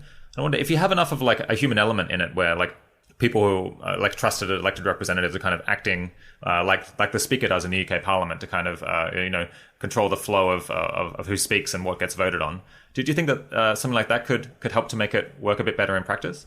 Yeah, I mean, the human element is definitely the reason why like the formal systems that exist in the real world today don't break completely, despite there being the possibility of edge cases that could break them completely, right? Like the reason why I don't need to like go around getting signatures from 200 million people to turn on a light bulb is because we have courts that have common sense and that have decided that me shooting photons at other people's houses at that scale is not a property rights infringement. And like the reason why shareholder governance continues to work okay is in part because we have these minority shareholder protections. The reason why votes continue to work okay is in part because we have these constitutional rules that say here's examples of things that you can't vote for. And these kinds of kind of exceptions are definitely important in improving outcomes, but if you have too much room for them, then there's a really huge cost of that as well, right? So like one example of this is like just the famous kind of facts that there's just so many federal crimes out there that pretty much everyone is guilty of doing at least some felony every day. And so you pretty much have like no way to not be vulnerable to a legal attack if the legal system really wanted to go after you. And so like the more you have kind of exceptions and these kinds of case-by-case situations, the more like sometimes they help you, but also the more they're something that's exploitable and that's kind of becomes really hard to work around. And like in this case, like sure you could say that you can't vote on the same substantive thing multiple times, but then like who defines what is substantive? Is that something that could turn into a partisan weapon in the hands of the wrong activist judges? And I don't know, right? So the idea that I think is the spirit behind the radical exchange movement. I mean, the radical exchange movement has many spirits. Like the one that I want to kind of narrow down on here is basically that if we can design formal systems where the formal system comes somewhat closer to being optimal, then you still will need the rules to kind of figure out what the exceptions are, but the number of rules are going to have to be fewer in number. And so because of that, you still get a lot of benefit. Yeah, and in the case of quadratic voting, like you'd have to have rules about like what it is that you can vote on. But alternatively, in the case of quadratic funding, like you need fewer of that. And so that's one of the reasons quadratic funding in particular is this kind of flavor that I'm really excited about. So yeah, I guess I'm feeling a little bit more pessimistic about all of this, this radical exchange project maybe than I did half an hour ago. There's definitely a lot of challenges, but at the same time, it's important to remember that, first of all, if we can make it work, then this is really huge. We're talking about a general purpose infrastructure for funding public goods in the same way that money is general purpose infrastructure for funding private goods. Like this is something that really could supercharge the information society. Second, the fact that we're starting to think through problems is not a sign to be pessimistic, because really every existing social institution that we have has a huge number of problems too. And we just don't think about them because they're so normal, right? So, for example, I talk about, is this supercharged donation gadget going to empower cults? And then you realize that, honestly, the largest country in the world kind of is run by one already, right? So, yeah, it's and then with all of these things like identity issues, like it's a challenge, but then like just regular voting depends on identity issues too. And we've eventually managed to stabilize it. Even like by my own standards, regular corporate governance, like just governance of like companies with shareholders, I think it's like completely economically broken, right? For basically the same reason that coin voting is broken. And like over the course of a few decades, we've managed to figure out like patches and shareholder regulations and all these things that kind of sort of make it okay. So I think the goal here is to basically try to experiment with things in these smaller contexts, try to see how they work in these contexts, try to identify very kind of quickly what the problems are, try to move towards solving them. And I think it can definitely turn into something really, really interesting in 5 to 10 years' time, right? Like there's the kind of utopian versions of it that are going to be really hard, but then there's the less utopian versions of it, like sticking Harburger taxes on copyright that could easily end up being really valuable and are just like one very specific and well encapsulated thing. So I think it's like push for the easier things at the same time, kind of analyze the moon while shooting for it. And I think it'll get somewhere. Very interesting. Yeah. So I guess, if we could solve all of these problems, then the reason to be excited is that we could potentially solve like a large fraction of all public goods provision, which is kind of like one of the fundamental reasons that the world sucks. But I guess you're saying even if we only get kind of 10 or 20% of the way there, just by kind of muddling through and fixing these problems to a sufficient degree, then that could still be a very big reward. Yeah, I mean, 10 to 20% of the way in the same way that like 0 to 1 is 10% of the way there from 0 to 10. It's like both 10% and also not 10%. Yeah, speaking of kind of corporate governance, have there been any experiments to try to use these innovative governance and incentive mechanisms in kind of the governance of Ethereum and other crypto projects? So I mentioned Gitcoin grants, right? It's this quadratic funding gadget that's funded with about $50,000 every couple of months. So that's been running. And it's been like, despite the occasional problems, it's been giving outputs that I think are pretty kind of good and match projects that I think are good and valuable. So yeah, and it's like the main challenge at this point is just we need a whole lot of work on like figuring out identity and on collusion resistance. The projects that I mentioned, it's already being worked on by some cryptographers, and they should have something out pretty soon. Are there any kind of mechanisms that you might be able to design where people don't benefit from collusion, or pretending to have multiple identities, or pretending to have fewer identities than they really have? Yeah, I mean, money is like probably the simplest example of that kind of mechanism, right? Because like people paying $10 to something is like not treated differently from one person paying $20 to the same thing. And like the way that I think about the importance of collusion resistance is that like in a lot of cases, you can show that a large class of mechanisms, if you allow for the possibility of collusion, basically just reduces to being money, right? Like if you have a mechanism that says like people can give each other points, but then people give each other points publicly, and so I can give you points in exchange for you giving me points, then like the entire thing just kind of collapses into the equilibrium is that what's left is a money system.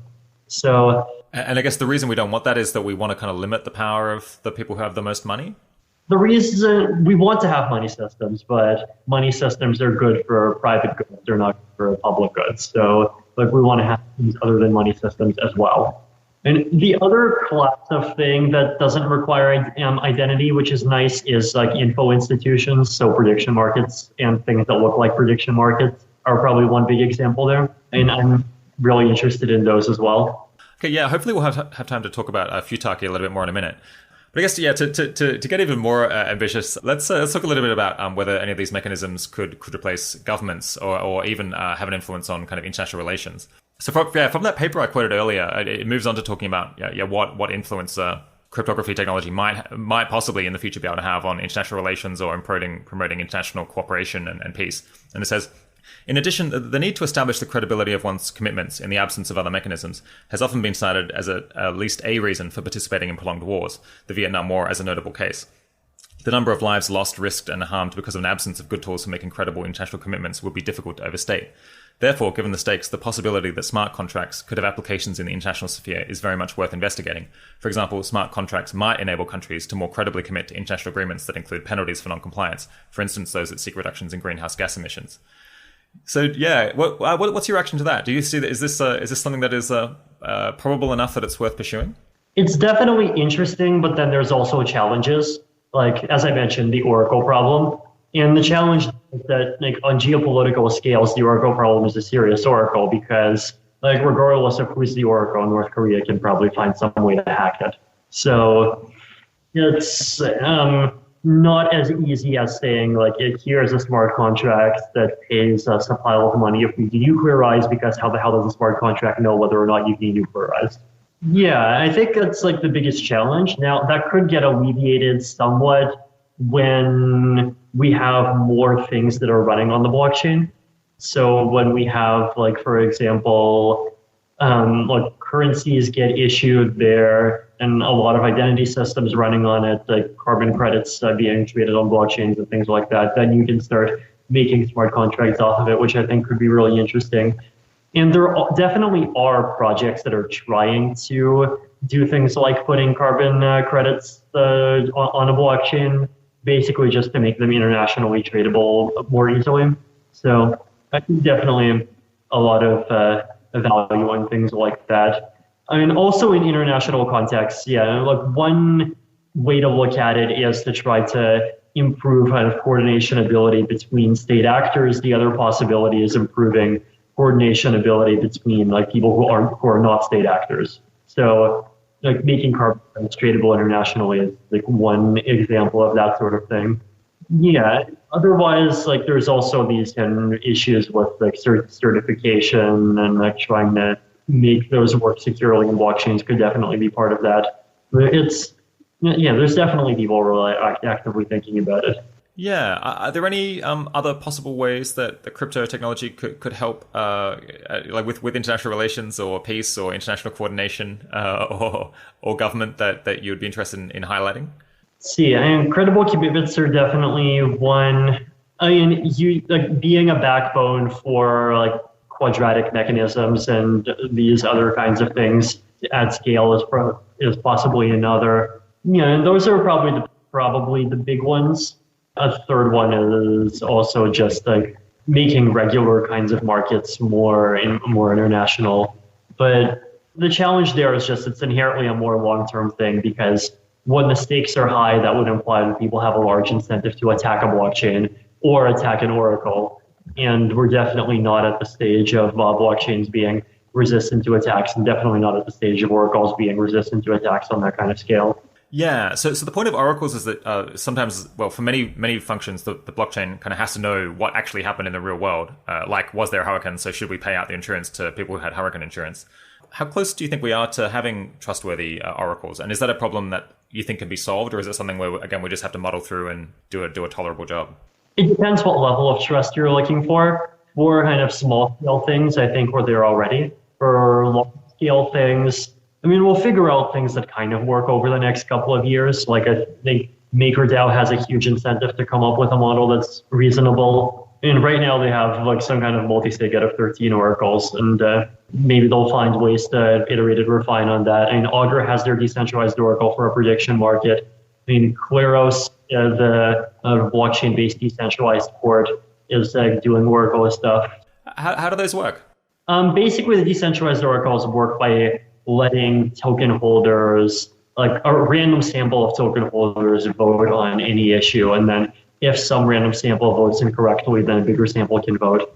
And if it comes down to everyone voting, then basically the token kind of splits in half. And the theory is that the token on which the token holders vote correctly is going to be the more valuable one.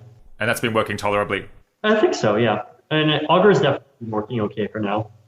I guess it'll be vulnerable to someone who like has a huge incentive to manipulate it and is willing to spend a lot of money potentially. Augur is definitely not secure for markets that are larger than the value of all the Augur coins in existence. In crypto economics, it's going to be a common pattern that like the systems are going to be as secure as the market cap of their token, but not higher. And you just have to wait for the market cap of the token to hopefully go up. Are there any kind of other initiatives or projects out there that you think could benefit from cryptoeconomic research, which would be particularly effective from kind of an effective altruist point of view that it would be worth directing people to?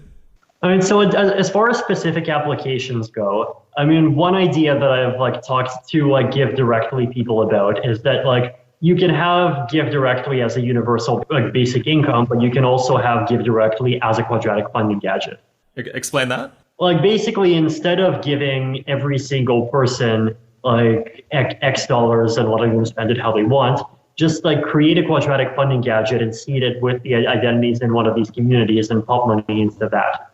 Right? And because we are talking about communities where people are very poor, and so small amounts of money could help them quite a lot. But like these people don't just have a need for private goods; they also have a need for public goods. And so, if you can just like seed a quadratic funding thing with a few $1 million, then potentially like it could end up being a way to kind of really transform them.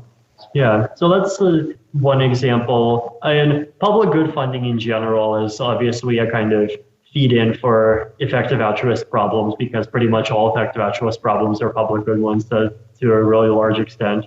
And so, I guess like public goods funding as a kind of general problem is definitely the thing that I'd focus on at the moment. What kinds of people do you think are kind of necessary to try to like get as many benefits from this like strain of research as we can? Is it kind of people who need like more technical crypto skills, or people who know like economics and political economy and can develop the crypto economic side of things? Or is it perhaps something, or like people who can like build projects and make them work, or something else? I actually think at this point, the thing that we're lacking is like product people, so to speak, like people who kind of specialize in taking these systems and making them work for users at scale. Interesting. Yeah, we have the economic reasoning. We have like a lot of cryptographic and mathematical reasoning. What we need is to like actually figure out how to deploy an identity system. We need to figure out how to deploy quadratic funding things with the right user interface so that it actually works well kind of fairly quickly without people like not knowing what they're supposed to do and all of these other things. Like it's definitely a problem in that stage at this point. Crypto these days kind of has blockchain in general has a bit of a reputation as being a bit of a scammy space. And I wonder like how much is that a limiting factor or a challenge for organizations that are going to try to do these like really novel projects that people might find it hard to evaluate? It's definitely a challenge. And I definitely think that in general, blockchains and crypto as a whole are still viewed quite positively, to the point where you have large institutions getting excited about it. Like you have these UNICEF groups making trials on blockchains and all these other things.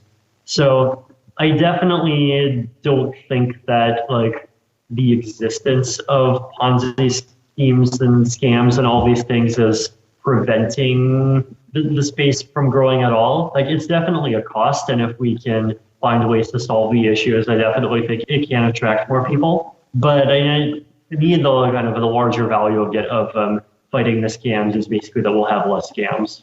Let's talk about Futaki again, which you mentioned earlier. Okay, Futaki is a slightly wacky proposal for an alternative system of government, where you would divide it into kind of two different institutions that would serve two quite different functions. So the motto of it is vote on values but bet on beliefs. So we would continue to vote for, say, representatives to go to a parliament who would then decide what the goals of society should be. And so that's the voting on values thing. But then there'd be a separate process that would decide how to achieve those goals, how to achieve the objective that the parliament, say, has decided. And one way that you could set that up could have people literally betting on a market on how well society will be doing on the metric that the parliament has set if different policies are implemented. So let's say that the parliament says that one thing that they care about is increasing life expectancy. People could propose different healthcare policies, say, and allow people then to bet with one another on how long life expectancy would be if these different healthcare policies were implemented. And if people make accurate forecasts on what life expectancy will look like if a particular policy is ultimately implemented, then they'll make money. But if they make inaccurate predictions about that, then they'll lose money. The hope is that having some system where people are kind of financially given an incentive to make accurate predictions about the actual consequences of policies that might be put up would allow society to kind of make more rational decisions. And that while we want kind of everyone to have an equal say in the values that we are pursuing collectively, it's not the case that everyone has equal knowledge about how to achieve those goals that we want to set as a group. We talk about the idea of Futaki with someone who has promoted and helped to develop it, Professor Robin Hanson, back in episode 25, if you'd like to learn more. Okay, back to the show. Yeah, you wrote about Futaki back in 2014 and discussed like some of the pros and cons of it. How do you feel about it today? And do you think kind of blockchain technology could be used to put it into practice in any case? Yeah, and I definitely continue to think that futarchy and using prediction markets as an input to decision making is really interesting. And as I mentioned, kind of security deposits are sort of a sort of less liquid but like related custom to prediction markets, and those are really interesting too. I think the main challenge with, say, using futarchy to run a country that I maybe didn't realize like a few years ago that I realize more now is basically like, how do you set the objective? And like, if you talk to AI researchers, then you know that like setting the objective is a really, really big problem. And if you set it incorrectly in the face of a really powerful optimizing force, then you could get very bad consequences. And like that exists with AI, but that exists like with prediction markets as well, right? Because like if you're going to create a prediction market of, say, the average life expectancy, and you're going to use that to run health policy, well, what some guy is going to do is he's going to come up with a policy that basically says kill all the people that are statistically expected to have below average life expectancy, and that's going to push the number up. And so if you just have an automated mechanism, then the thing's going to basically vote for them. So that's the sort of thing that definitely is a bigger challenge. But there are definitely cases where the objective like is known, right? So like one way in which you can kind of solve this problem sometimes is you combine a prediction market together with some other form of governance. Like it could be a quadratic vote or a regular vote or something else. So I suggested this idea that if you want to create a unique identity system, then one of the ways in which you can do that is you can have like basically a prediction market where you can just predict like which of these addresses correspond to real people, and you need to have like some threshold amount of money to vouch for you before you can be inducted into the system. And then the prediction market just is on this mechanism where if enough money challenges a person, then it comes to some vote, and then the vote decides, is this person actually a human or not?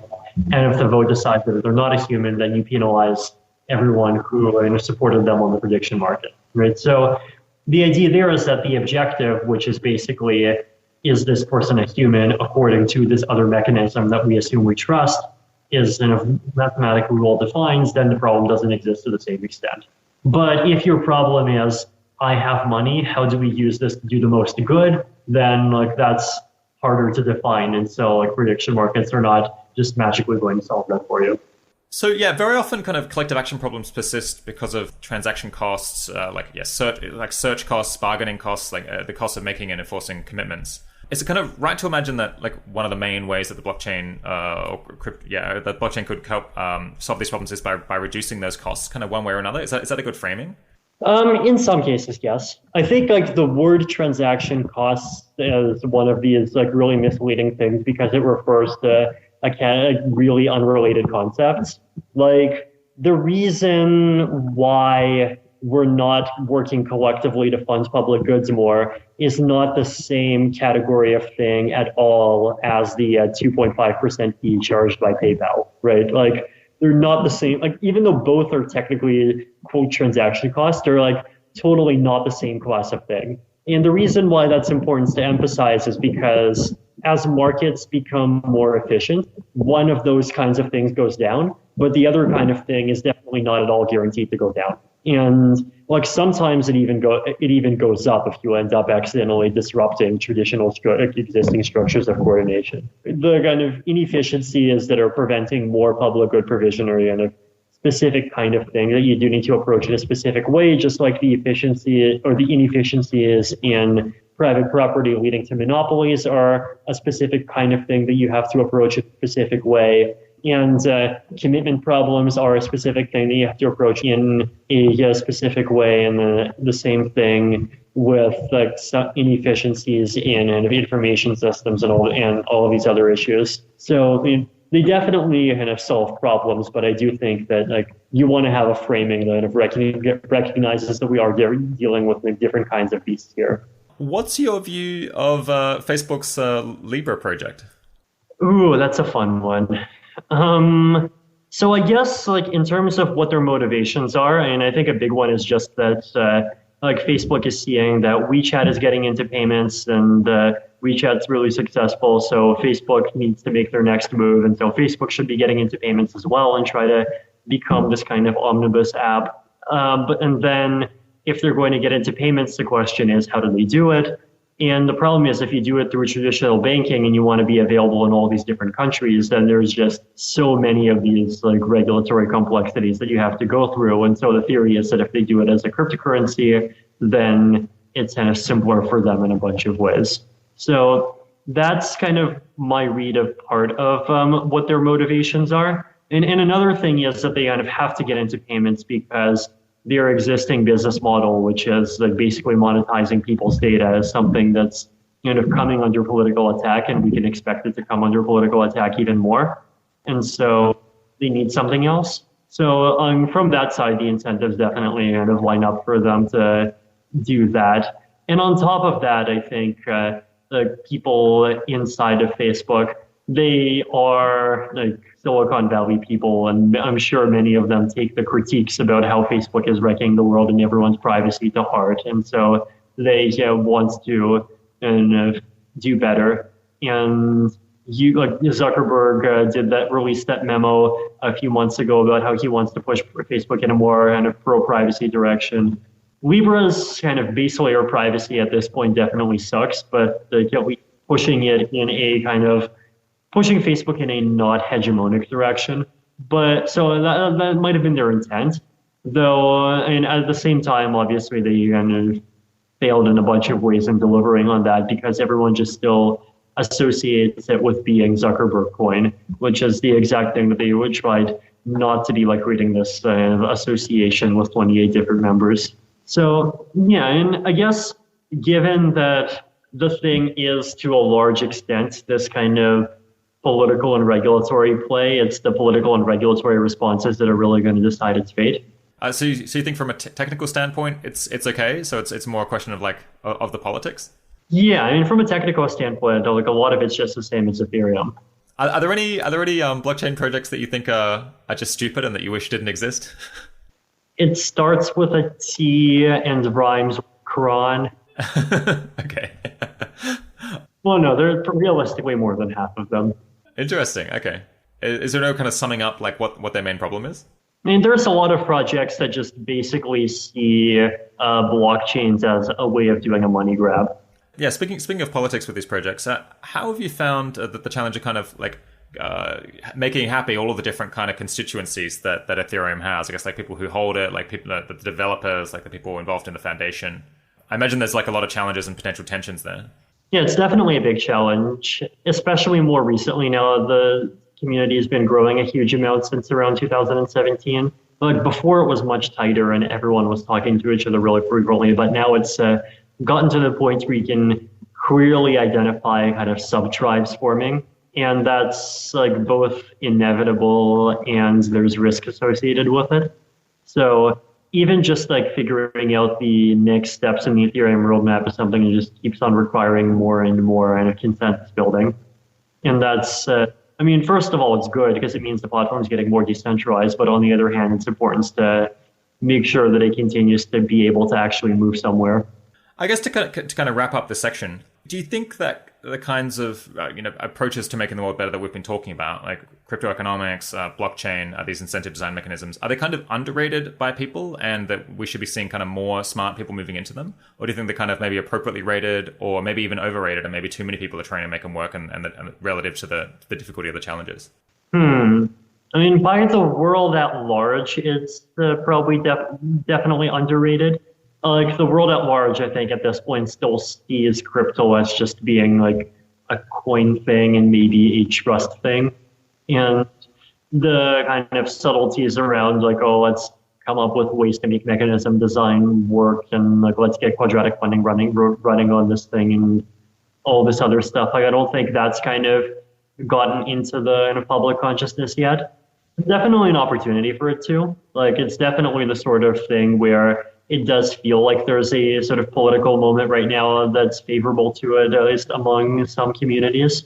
Inside of the kind of existing group, there's definitely kind of large portions of the crypto space that are overrated. And as I mentioned, like the whole like let's rescue the world from the evils of 2% annual inflation thing is like possibly one of the parts that I'm the least excited about. But there's other aspects that are really interesting too. Yeah, so I guess it depends like what aspect and who you're talking to. Maybe this is an aside I wasn't sure I wanted to go into, but the people who are like so concerned about the Federal Reserve and inflation, what is driving them? Because just as someone who's kind of studied economics, I feel like monetary policy has like worked out reasonably well. Like 2% inflation is maybe, if anything, too low. What's going on here that this is such an interest for a significant number of people? I think like first of all, there's this kind of entire heritage of kind of Austrian economics and gold bugism and these kind of sister movements to libertarianism that have existed for a really long time. And in a lot of people in the crypto space, like libertarianism, and just historically speaking, it has kind of co-evolved with these positions. And like it makes, I can see why they'd be attracted to these kinds of positions, because they basically say that like we should get the government out of the money supply. And that's like, it definitely is a sort of ideologically aligned viewpoint in that sense. I mean, also the monetary stuff, I guess, particularly appeals to people given that the main kind of thing that distinguishes this set of decentralized projects from the ones that came before it is the fact that there are coins inside of it.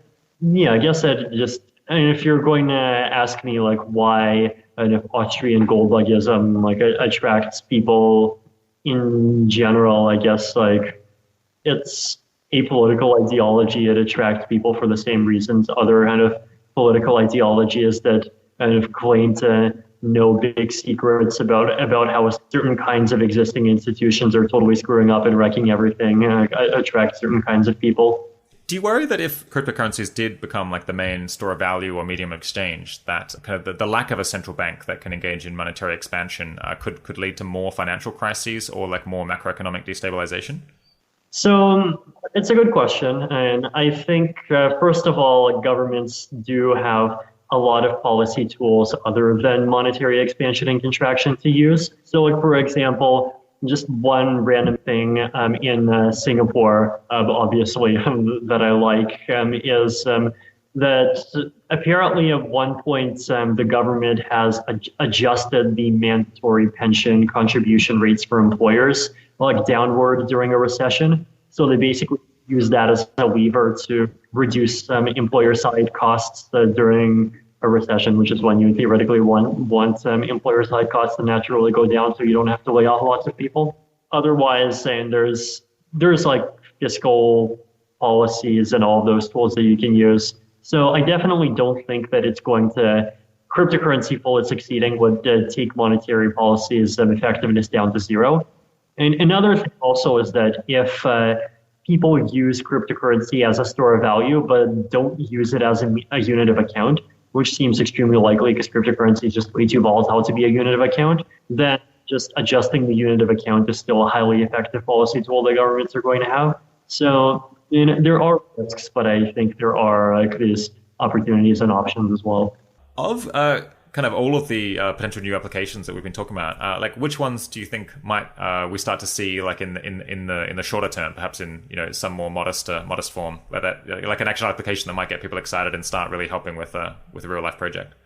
Blockchain applications, you mean? Yeah, I was thinking of like out of things like quadratic voting, quadratic funding, or just like collective decision making systems. Are there any ones that you think like might actually excite people because they work soon? Yeah, and as far as radical stuff goes, I think like internet forums are a huge ground for innovation because like incentives and curation inside of internet forum environments is definitely horribly screwed up in a whole bunch of ways. And so there's a huge number of things that potentially could be improved. And it's also this kind of target that's fairly insulated from other things. It's kind of very open to innovation. You can try small things, expand them over time. So I think it's an interesting area to start looking. All right, let's move on from talking about crypto to talking about the long-term future of humanity and existential risks, which is something you've taken a bit of an interest in over the years. Yay. Excellent. I guess to get started, yeah, what are your feelings towards the kind of philosophy of long-termism, which I guess for simplicity I'll summarize as the view that like the most important moral consequences of our actions are impacts that happen like more than 100 years in the future, and I guess that we place too little weight on those impacts today. Yeah, definitely it does seem like a perspective that's kind of really important, and it's definitely kind of naturally easy for humans to just forget and not think about, right? Because people who exist 100 years from now like don't even exist today.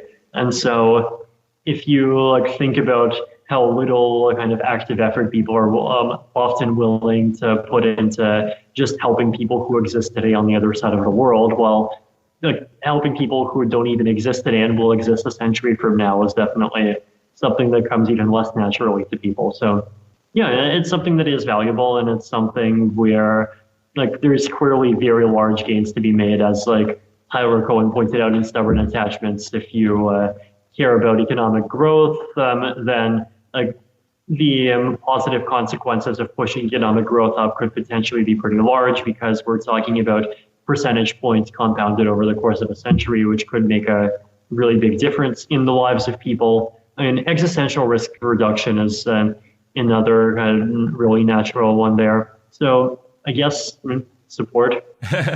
Yeah. Do you feel like you have any kind of, do you have like an underlying moral philosophy that drives kind of the value that you place on the long-term future, or just like other things that you value, like you kind of utilitarianism or like or something else? I guess I'm definitely less of a sort of one single big idea thinker and more of a like, hey, let's do things that seem to work reasonably well across a large number of different perspectives thinker. So, and utilitarian values definitely are a really big part of that, but also basically just thinking about things that we really should value and spend more time caring about, but don't end up caring about for reasons that just seem to not have any logical backing behind them, I suppose. So you're more of a moral pluralist, a bit like Tyler Cohen is. Yeah, so I'd say so. How common is long-termism within the communities you're involved with, and have you found any kind of approach to introducing those ideas to other people, or is it not something that you particularly try to promote? And within the crypto community, there's definitely a small pocket of people that really care about these ideas. Like Jeff Coleman is the other person in the Ethereum community that really actively promotes these sorts of things. There is some others as well. So there is a pocket that really care, and then a large other pocket that doesn't. Is the crypto community potentially a good place for people to, I mean, there's like lots of really smart people working on it. I wonder if that's a place that maybe there should be more efforts to spread like long-termist ideas and get people more involved. I'd say so. I mean, we've definitely have tried. Like we've invited Stuart Brandt from the Long Now Foundation to speak at DEF CON last year, and I think that was well received. So I personally definitely kind of believe in this idea that like Ethereum should not just be a community about a cryptocurrency and should not just be a community about decentralization. It should also be this kind of broader philosophical community that reaches out to these ideas that are potentially kind of adjacent and really aligned, and tries to kind of forge bonds there. Yeah, you mentioned Tyler's book, Stubborn Attachments. In my interview with him, I guess he suggested that kind of, and I guess part of the thrust of the book is that like a good way for ordinary people who don't want to dramatically change their lives to kind of improve the long-term future is to increase the rate of economic growth one way or another.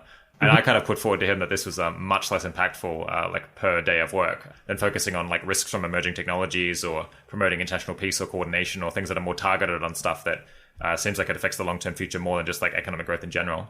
Yeah, who do you feel you're more kind of sympathetic to on that issue? I don't know, right? So like when I say I'm a pluralist, it's like I think there's a huge amount of just uncertainty about these issues. And I guess I tend to focus on doing things that seem like they would have good consequences, regardless of like which way some of these kind of unknowns might end up falling. So I guess the unknown here is like, well, there's a bunch, right? So one of them is like, what is the absolute size of existential risks today? Like, could be a 1% chance humanity is going to blow up before the singularity. Could be a 10% chance. Could be a 65% chance. I mean, do you have an answer? More than 10%, less than 90%? I'm not sure. That seems about right. Also, in terms of economic growth, like there's all these knock-on effects. Like if society is richer, then there's more people that are going to be more free to care about things other than materialism. And so you're potentially going to increase the size of the community of existential risk people. If you get more economic growth, you might have less conflict. Like it's definitely, like I'm definitely by no means kind of sold on economic growth as being like number one thing to kind of really be focusing on. I mean, even just in terms of my own donations, like I've donated to projects that basically contribute to economic growth in Africa, but like developed countries less so unless you kind of count blockchains themselves as being in that area. So as you mentioned, you donated to like AI safety research at MIRI, the Machine Intelligence Research Institute, and maybe some other places as well. I'm not sure. For AI risk research, I think I've just done MIRI so far. What's kind of your perspective on the risks that advanced AI systems might pose? Do you have a particular take on what risks are most likely and how you think we ought to deal with them? The simple kind of 101 risk that the AI risk people yell at you about, which is basically that, hey, we're going to make a super intelligent AI and then it's going to just kill us all in progress of solving some other problem that it wants to solve without even realizing it does something we wouldn't. It's doing something we wouldn't have wanted it to do.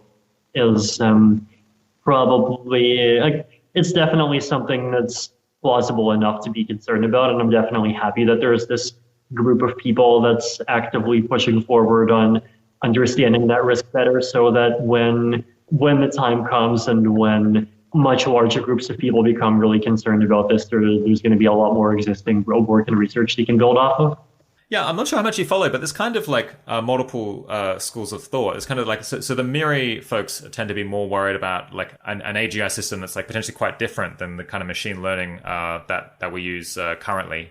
And I guess they're trying to prepare, do the groundwork for like how you might design that and ensure that it has like a value function that is aligned with what we want. And then there's kind of people who like start more with like exactly the machine learning systems that we have today and try to figure out, well, how do we make those more aligned and imagine, well, what if we could develop like a general artificial intelligence just by like, progressively powering up the current methods. Do you have any thoughts on that? Do you kind of track that debate at all?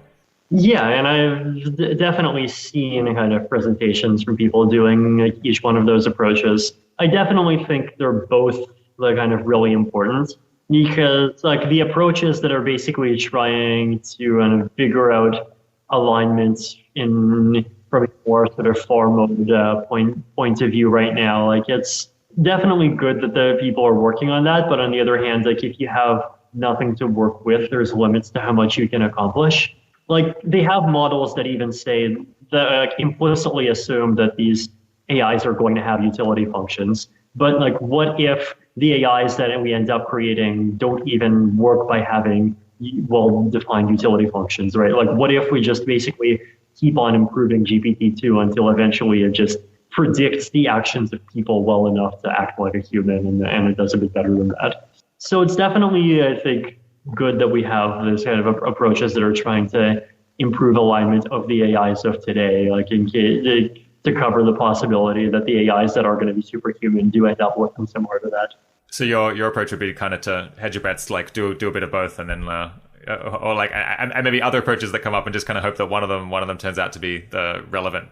Yeah, I mean, as I mentioned, I'm definitely a kind of hardcore like hedge your bets, do multiple approaches. Yeah. Yeah.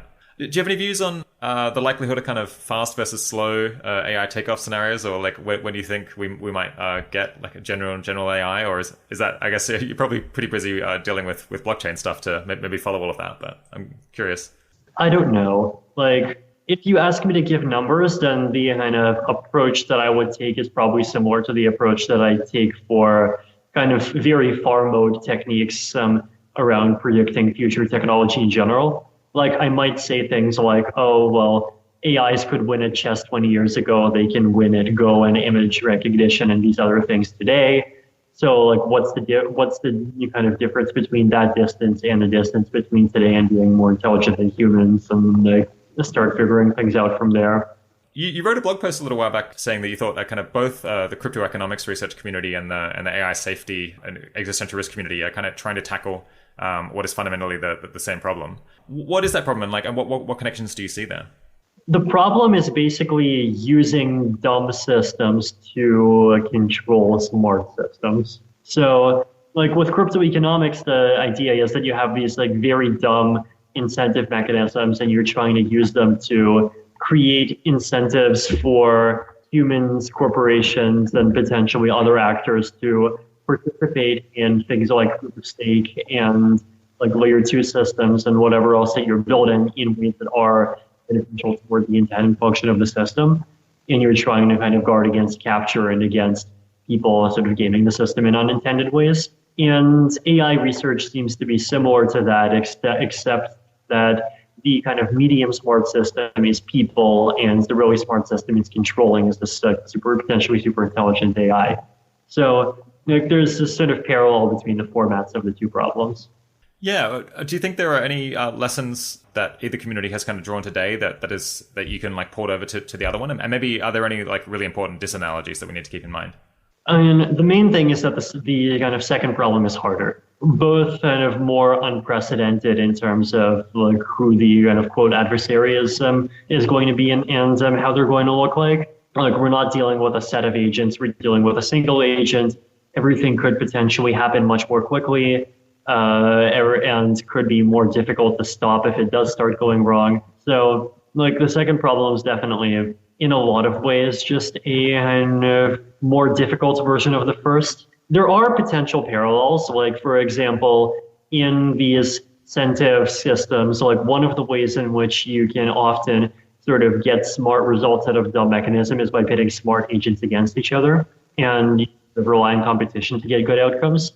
And you know, some of the AI safety research relies on kind of adversarial networks in different ways.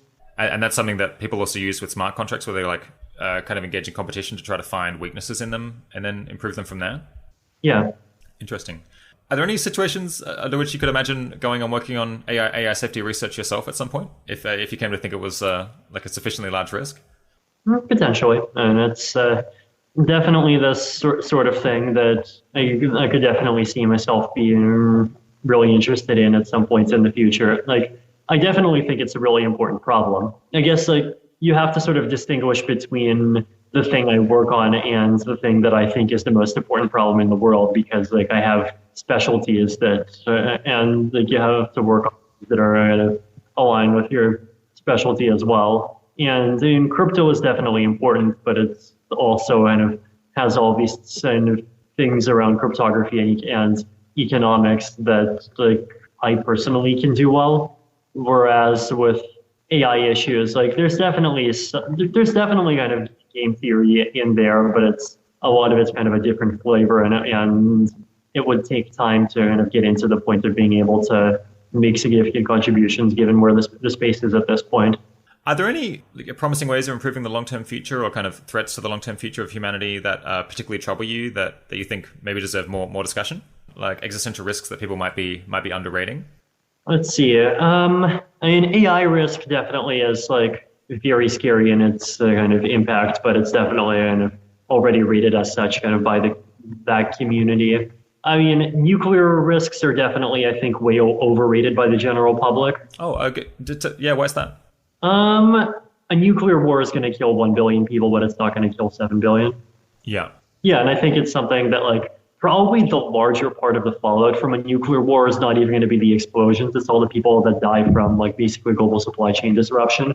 Yeah, it's like a thing that could be terrible, but we can easily recover from in a couple of decades. Whereas, yeah, like the risks that would actually kill like all 7.6 billion of us are just like much worse because they sort of completely close off the door to kind of humanity reaching the stars in like a literal and the more important metaphorical sense. Yeah. So are you kind of skeptical about like theories of nuclear winter, or like theories that nuclear winter would be particularly extreme and kill like far more than 1 billion people? I guess I feel like those kinds of risks seem like risks that are manageable. Like if nuclear winter comes, we definitely have ways to make the Earth warmer, and we know because we've been doing a great job of that over the last century already. So there's definitely things that like humanity can do and work its way around if it sort of gets galvanized into it by necessity. But things that just kill humanity like quickly while it's still complacent, and by then we have no way to recover, seem like a scarier thing. Are you completely confident, or like you sound very confident that kind of we would recover if a billion people died in a nuclear war, or maybe a bit more than that? I guess, do you worry that it could lead to like kind of a breakdown of like international peace in general, and kind of this kind of like that's the first trip on the stairs, and then we just keep things keep going worse and worse, and we don't ultimately recover to the situation that we're at now? I mean, if there's one thing that I learned from cryptocurrency price charts, it's that when things are going well, people underestimate the potential for things to start going poorly. But then when things are going poorly, people overestimate the possibility that things will just keep on going poorly and poorly forever until they blow up completely. There is a bottom, and once things start picking up from the bottom, they can often start picking up quickly. Yeah, do you have any thoughts on kind of other threats to the future? I guess another one that people talk about a lot is kind of risks from biotechnology. I'm not sure whether you have the time to track that one at all. Yeah, bio is definitely a pretty big kind of risk factor as well. Yeah, and the reason why bio is like potentially scarier is because unlike nuclear, you don't need $1 billion, strictly speaking, to make a weapon. It's the sort of thing where, like, nuclear weapons, I could totally expect the cost to build one still being like in the billions or hundreds of millions for quite a while. Whereas with bio, I could easily see it be getting to the point of like just being 3D printable at some point. Yeah, and there's definitely a lot of uncertainties around that. Like, if it gets really bad, then like basically the only two stable equilibria are, I mean, one is you either have a totalitarian world government that just like inspects like basically all sufficiently advanced technological supply chains, and the other one is that people stop living in cities. Like, a lot of things become easier when you stop living in cities. Like in the nuclear case, like I did the math once, and if you spread out everyone equally across the entire Earth's surface, then we 7.6 billion people divided by 150 million square kilometers of landmass gives you 51 people per kilometer. And at that rate, nuclear bombs become a less cost-efficient way of killing people than hiring samurais to run around with swords. And like with bio as well, right? Like the thing has to spread somehow, and there's definitely the possibility of like second and third generation stuff that just spreads across the entire world through insects, but then and then comes up with a way of getting around oceans and gets around other things. But that's a heavy lift. Yeah, it's like a big lift, but also just in general, like us kind of moving away from sort of city-based, like very high densities of living is definitely something that I think about. Sometimes, like, I can easily see technology leading to at least a sort of partial move away from that over the next century or so. Yeah, it's a very interesting proposal that I've never heard before. I guess it's like something of a defense of strict zoning requirements. Maybe we'll have to bring back zoning in order to prevent the bio apocalypse. I just worry that even if there was a huge risk of everyone dying this way, it would just be like too hard to coordinate people to like provide a sufficient incentive to get people to move away from cities, because the economic rewards of agglomeration are so vast. I mean, people have a private incentive to move away from cities. Yeah, I guess it has to be the risk has to be demonstrated. So I suppose like maybe you need a huge disaster, and then we fix it this way. Yeah, and there's like definitely going to be panic and supply chain disruption and like all of those like things in the meantime. I mean, unless it somehow comes in some like very small and orderly way. Yeah, have you presented this idea to anyone and kind of gotten any feedback on like whether this is a like possible method of reducing existential risk in the long term? Not in the context of reducing existential risks, but like, I mean, I have kind of talks to people about kind of moderate deurbanization in general. And there's definitely people that are bullish on it. Like, they're basically just because, telecommuting is getting better and better. Self-driving cars could eventually turn into self-driving helicopters, and even just drone helicopters and like Uber Eats, and using those and all of those things can easily make like living 45 kilometers away from a city center much more tolerable than it used to be. Another interesting thing is like self-driving buses as a medium density transportation solution. When I was at the Radical Exchange conference in Detroit, I would talk to a guy from a Boston government about this, and he was really kind of bullish on them. So the interesting thing with self-driving buses is that they are, like, first of all, very low infrastructure. Like, you don't have to build tracks and all these other things. But also, right now, 60% of the cost of a bus is the driver. Wow. Yeah, so if you get rid of the driver, like, suddenly it becomes way more affordable. And also, once you have no driver, then it becomes economical to split up the buses in half, so they're twice as frequent. And then you can talk about dedicated lanes for them. You can also talk about like IT infrastructure. So you hook them up to the traffic lights, make sure they always get priority. And then we start thinking about buses being like almost as good as subways. And this becomes something you can roll out in like a city of pretty much any population level. So yeah, and like there's definitely these sort of trends of different kinds that do make it seem like it's possible the kind of high density metropolis is like basically at its peak right now, and will even start tapering off slightly. Interesting diversion there. I'll have to look more into that one. So for me, as someone who's particularly interested in the long-term future of humanity and is concerned about existential risks in particular, are there any ways that kind of crypto economics or blockchain or these coordination mechanisms, do you feel like they have much leverage in terms of putting humanity on a better trajectory or changing the long-term future? And I guess if you're imagining someone who's kind of choosing between working on like AI safety research versus going into blockchain related research, which one do you think would probably be better for someone who's trying to make a difference to the long term? Realistically, I think like both of those areas are really valuable, and it just does end up depending on kind of what your specialties and what your interests are. I mean, blockchains are definitely kind of in the near term. There's all this potential for building coordination mechanisms on top of them and making global markets more efficient, like improving security of a whole bunch of different things and all these other benefits. But then, like, all of that doesn't matter if the world gets blown up by an AI. So, yeah, definitely they're both important. Are there any applications, like possible applications of any of that research for improving the long-term future that we haven't already covered that might be worth highlighting, or like any aspects of it that you think are particularly leveraged in terms of their long-term impact? So here's an interesting kind of long-term flavored one. So let's suppose that there's some public good that exists and that people can start contributing to kind of building now, but it's a thing that's not really recognized well as a public good today, but you think going to be something that's universally agreed to be a really important public good 20 or 50 years from now, right? So like something that's kind of at the end stages today might be like ending slavery. Something that's at the earlier stages today might be like contributing to carbon emissions reduction, or even just AI research itself. So basically coming up with mechanisms to try to encourage people to contribute to those public goods today. And so the general kind of pattern here is that you can create tokens that basically corresponds to like proof that you can actually participated in this public good project today. So like carbon credits would be one example here.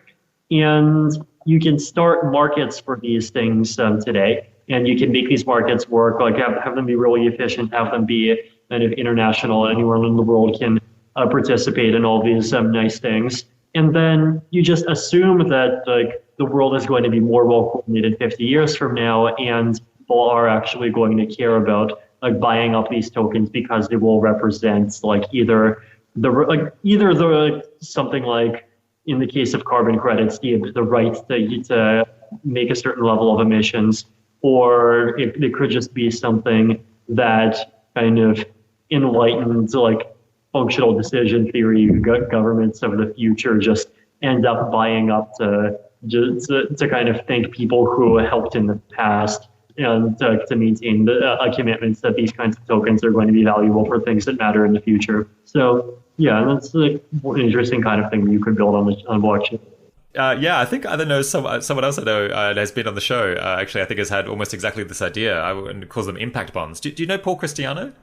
No. Oh, sorry, impact certificates, I think. Yeah, no, I think he cited like almost exactly the same concept where it's kind of a non-profit like 80,000 hours would like claim to have accomplished particular things and then kind of sell the impact in exchange for like revenue, which would be kind of donations of a sort. And then people would then there'd then be a secondary market on these impacts that we've had. And then if people in the future think that the impact we had was like of more value than people thought in the past, then you can turn a profit by like buying it and then selling it later.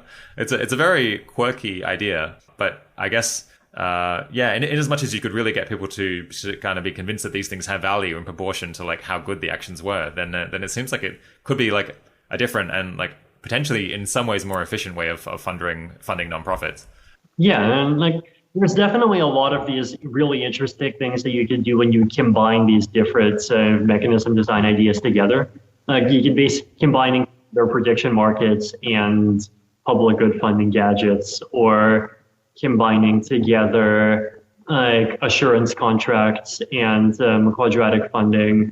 Prediction markets can be combined together with pretty much anything. Yeah, there's definitely a lot of unexplored territory. Yeah, you mentioned functional decision theory. How much do you follow kind of debates on the philosophy of decision theory and kind of these heterodox decision theory? Forgive me, listeners, if you don't know what that is. I'm not going to try to explain it. It's too complicated, but and I know what they are. And it's definitely a really just philosophically interesting branch of research. And my friend Jeff Coleman from Toronto is like a huge fan of like thinking about these things. And I definitely, on the other hand, like don't spend every day thinking about them, I guess. Yeah, and there's definitely people that kind of seem to attach sort of magical properties to these things that I don't think they actually have. Like, I definitely don't really subscribe to the idea that kind of public goods problems, for example, would just magically go away if people just had the right mindset that they actually have the incentive to get into today. Like, there's definitely people that do kind of stretch it into making that kind of claim, and I don't think they're correct on that. But yeah, and at the same time, there's definitely a kind of interesting things to learn from there. And at one point I wrote a post kind of talking about how it could be, this could be the sort of thing that smart contracts are useful for, because kind of organizations and like DAOs could basically commit to having internal kind of governance logic that favors certain kinds of things. And you can make certain kinds of contracts off of that you couldn't do otherwise. That's really interesting. I'll stick up some links to descriptions of the issue of decision theory for listeners who want to kind of pull on that thread. Let's talk about effective altruism for a little bit. What do you like about kind of effective altruism as a philosophy or a community if you've interacted with it? And maybe like what would be your biggest critiques of areas you'd like to improve? Yeah, and the thing that I like about effective altruism is just that it seems to solve this really important niche of being kind of altruistic and caring about problems that go beyond kind of yourself and your own tribe, but also being like effective in caring about problems that actually matter. Like, there's definitely this criticism that I hear about how a lot of these kind of do-gooder people and organizations, just because there aren't any kind of incentives involved, like you just end up doing things in ways that are really inefficient, like either in terms of how they do it or because they just focus on problems that matter a lot less than other problems they could be focusing on. And it's great that there is a movement that's kind of very explicitly focusing on like, hey, let's not like fall into that failure mode. And it's also great that it's a movement that's managed to kind of sell charity as something cool to computer geeks. Yeah, and that's something that is, I think, really valuable, and it's definitely something that I kind of try to just promote as well. So just what the movement is and what it stands for, I think, is kind of fundamentally a great thing. In terms of weaknesses, I think, one is that it's definitely had a lot of success at kind of reaching out within the Silicon Valley tech community, but it hasn't yet had much success in reaching out to kind of international wealthy people and international communities in general, and communities other than the tech community, and just basically anything that's kind of further from San Francisco. Another one is that effective altruism, I think, still hasn't figured out like as a community, what its relationship is to political action. Like for a lot of people, the usual kind of approach is that, hey, if you want to do good, like you should do it by kind of going out and protesting and campaigning for things.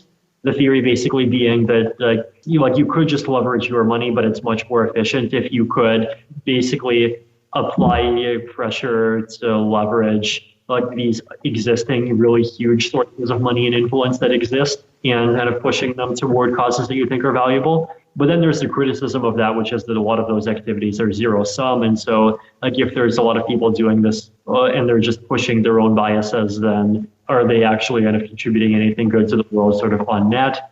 And there's this kind of interplay between those two different arguments. And I mean, the rationalist kind of community definitely doesn't really do much kind of political action yet.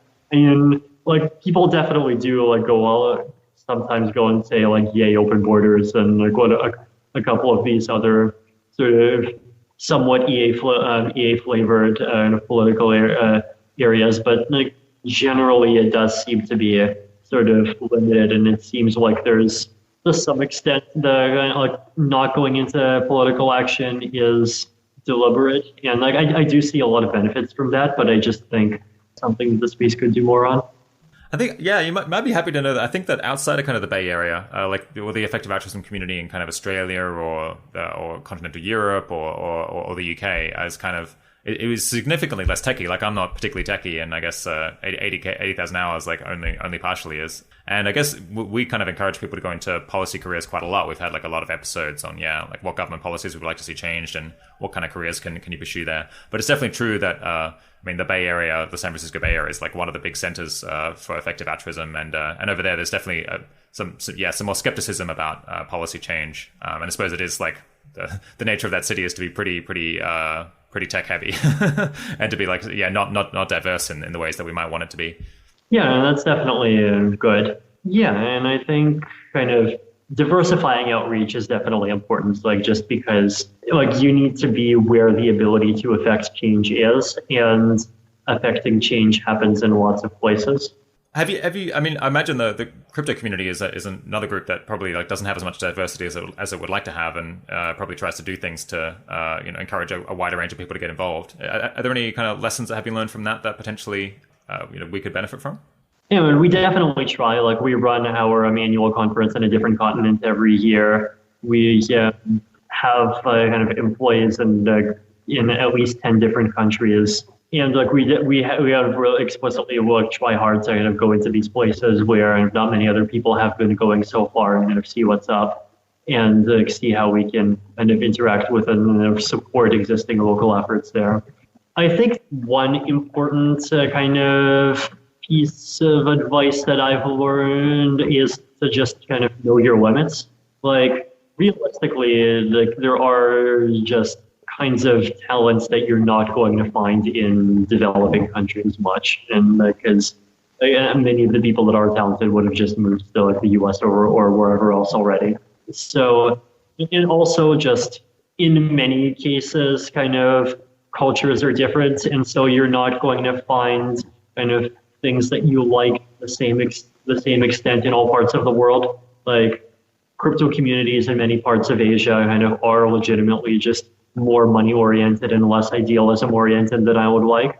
And like there are definitely exceptions, and we're delighted to work with the exceptions, but the general patterns exist as well. Yeah, and I think just like having a sort of diverse base that you outreach to is important, and just going to places in person is a really good way of doing that. And like people sometimes think that going to conferences is a waste of time, but like in many cases it's really not. Like conferences are not about the conference, right? They're about the people that you meet there. So folks with an interesting cryptocurrency, including you, have kind of been a big source of donations for projects in the effective altruism community, and I guess the rationalist community as well. How do you think we might kind of encourage more crypto entrepreneurs or investors to make large effective altruism inspired donations?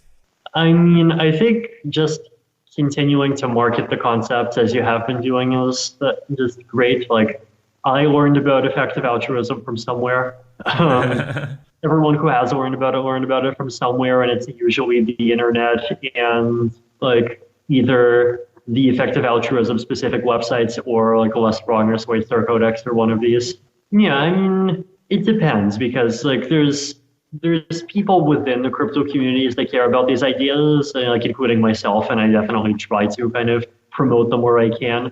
And we mentioned like we brought Stuart Brandt over to DEF CON last year, and we brought kind of Aubrey to EdCon to talk about life extension, and we've had workshops with AI safety people. So we've definitely like tried doing that, but then on the other hand, like if the audience isn't receptive to it, then you're probably not going to get much out of it. So yeah, and I think it's just like a matter of the communities should keep talking to each other. You've given quite a lot. I'm curious to know, like, how do you think about your own philanthropy? And I guess, are there any places or causes that you would kind of encourage listeners to potentially make donations to? So the ones that I've given money to, and one is the Against Malaria Foundation, the other is Give Directly, then in Aubrey's like sends like life extension stuff, and Miri are probably the big four. And there's like some other smaller ones. I mean, I guess contributed to the Radical Exchange Foundation too quite a bit, if that counts. Yeah, and I think it's like just a matter of figuring like first of all, just like deciding that these are causes that you care about, and then once you do, then like wanting to kind of give money to these projects, and it definitely just kind of came very naturally to me because like it was just a no-brainer that there's an opportunity to spend these amounts of money to benefit potentially a really large group of people. Otherwise, yeah, and it definitely depends on kind of each person. Like, yeah, I mean, I think like just having the kind of the arguments for why these things are good kind of be out there and continue to be expressed is important. Is there kind of a process that you go through to kind of decide where to donate, or do you kind of have to make decisions fairly quickly, just given like all of your many other responsibilities? I think the biggest bottleneck for me is that as kind of more of an outsider, I have a hard time telling kind of, are these projects legit, or are they just kind of overexcited idealists that think they're right, but actually are kind of totally not right for kind of reasons that they're not appreciating. Yeah. So, yeah, I mean, even the crypto space kind of has a lot of this, right? Like there's a lot of people that really wants to do good and projects that are doing good. There's projects that just don't make sense. And then there's the scams, and then there's things that are in the middle, like people who kind of know in the back of their minds that their project might be total junk, but they keep going because, hey, they're making a lot of money out of it. Yeah, so like when I go into, say, like the life extension space, for example, and I'm trying to figure out like, okay, there's these people, who do I donate to? Like, I just have a hard time telling, who is doing real serious, like super valuable work and who's a joker. And like, I just don't have the sort of internal cultural context in the space to be able to figure those kinds of things out very easily. And for, say, even AI risk research as well, like it's sometimes hard to tell, but then, I mean, even like Miri has its fair share of critics. For kind of poverty reduction, that's one of those things that is kind of a bit safer, but on the other hand, it's sort of lower risk, lower return. Do you think that the crypto community as a whole is kind of too excited or not excited enough about philanthropy as a way to make a difference? I definitely say not excited enough. You think like compared to the amount of like the kind of windfalls that some people have made, they're like not excited enough about like perhaps getting like leverage on their time by like giving away that money. Yeah, exactly. Like there's definitely just a lot of people that like have a lot of money and they're either content to just sit on it, or they pour it into like various like expensive things that aren't going to be that much to them. And like I'm like, dude, you do realize you could pump this money in and like have the kind of the knowledge that you personally were responsible for saving 250 lives. Yeah. That's definitely something that appeals to me, but like maybe their psychology is different. I don't know. Do you think it's kind of possible to change the social rewards that people get in that community to kind of make it more like people get more kudos for, donations that people view as effective and valuable rather than kind of, I don't know, the yacht or whatever people are spending their money on? I mean, I've definitely tried. Like, there's the low tech approach of just kind of talking about these things, which I've done, and it's had some impact. But there's also kind of higher tech approaches that I'm interested in. Like, one thing that I tried to do is this idea of stickers, which is basically that if you have these decentralized applications, then if you donate some amount of money to some charity, then you get a sticker, and you can kind of proudly wear the sticker inside of these decentralized applications, and it's like on the blockchain, so any of these applications can verify it, and that's something that you can kind of show that you care about the cause. There's a platform, EPEF, it's a kind of decentralized Twitter, that did this for the Against Malaria Foundation, and it seemed to work pretty well. Like, pretty much, like, last time I checked, just about every PPF user had one of these $25 anti-malaria badges, which was really cool. What's the name of that, sorry? PPF, PEEPETH. Nice, okay, yeah. Yeah, things like that I'm excited about. I mean, there's also kind of other weird ideas, like this kind of charity through marginal price discrimination blog post that I made a couple of years ago, or basically suggested this idea that, like, if there are projects that are kind of contributing to public goods and they kind of get publicly recognized for it, or sorry, if there's people that kind of contribute to public goods and they can get publicly recognized for it, and then other projects can kind of give them discounts, and there's kind of economic reasoning for why giving people discounts for doing like good things is a kind of much higher leverage than just giving money to projects yourself. And so that's the sort of thing that would be interesting to sort of try out more. But this is sort of walking back into this kind of mechanism design territory as well. Yeah, and there's like social things that you can do. There's these mechanism design things that you can do. And I think the best mechanisms have both an incentive component and a social component to them. So would definitely want to see a kind of more experimentation too. Yeah, I read that blog post, Charity Through Marginal Price Discrimination, which we'll stick up a link to for people who want to like fully understand it. I guess, yeah, the kind of intuition is that if you're a business and you give a discount to some group of people who you want to kind of reward, then on the one hand you kind of lose revenue from the fact that you're charging less per product, but on the hand you're like compensated for by the fact that you'll sell more of them because they're cheaper. And so in fact, like, it doesn't cost you nearly as much in terms of revenue or profit as the benefit to the people who are getting the discount. I guess this is an example of like a general phenomenon that I guess Robin Hanson wrote a blog post about this 10 years ago of just like the effectiveness of like really incremental change. Like, yeah, if you're a business, just like reduce your prices a little bit. There's something like really small changes in your behavior on the margin cost very little, but might benefit other people a lot. So you get like a really big benefit to cost ratio, though it's like not clear that the like total benefit you could create by making lots of these little changes is all that large. And actually, like another guest in a recent episode, Paul Cristiano, applied this to divestment and pointed out that like, yeah, divestment from companies on the margin costs you practically nothing, but actually does reduce their access to capital, like well, at least like a bit compared to the negligible cost. And it's basically just the same phenomenon again. But I guess, yeah, in terms of the business kind of giving discounts on its products to particular groups and then like charging everyone else a little bit more, it kind of feels like there's like a bit of magic going on here. Is like, where are these extra resources coming from if the benefit to the recipients is larger than the cost of the business? It kind of seems like to some extent like there's a transfer from other businesses that are losing customers maybe. Is that where it's happening? In general, when you're operating in an economy that's not fully efficient, there's always going to be these kind of environments where, or these contexts where on the margin you can do something that costs you like 1 cent to benefit someone else $1. And like the reason why these opportunities exist is precisely because the economy is not perfectly efficient. I mean, so like one example of this, right, is like if you're an employer, then like there's some wage like at which you would want to pay your employees if you're profit maximizing. But then if you push your wage like 5 cents higher, then you get both some costs and some benefits. The costs are that you have to pay more. The benefits are that you have higher retention rates and like they're happier and less likely to steal from you and like 1,000 little things.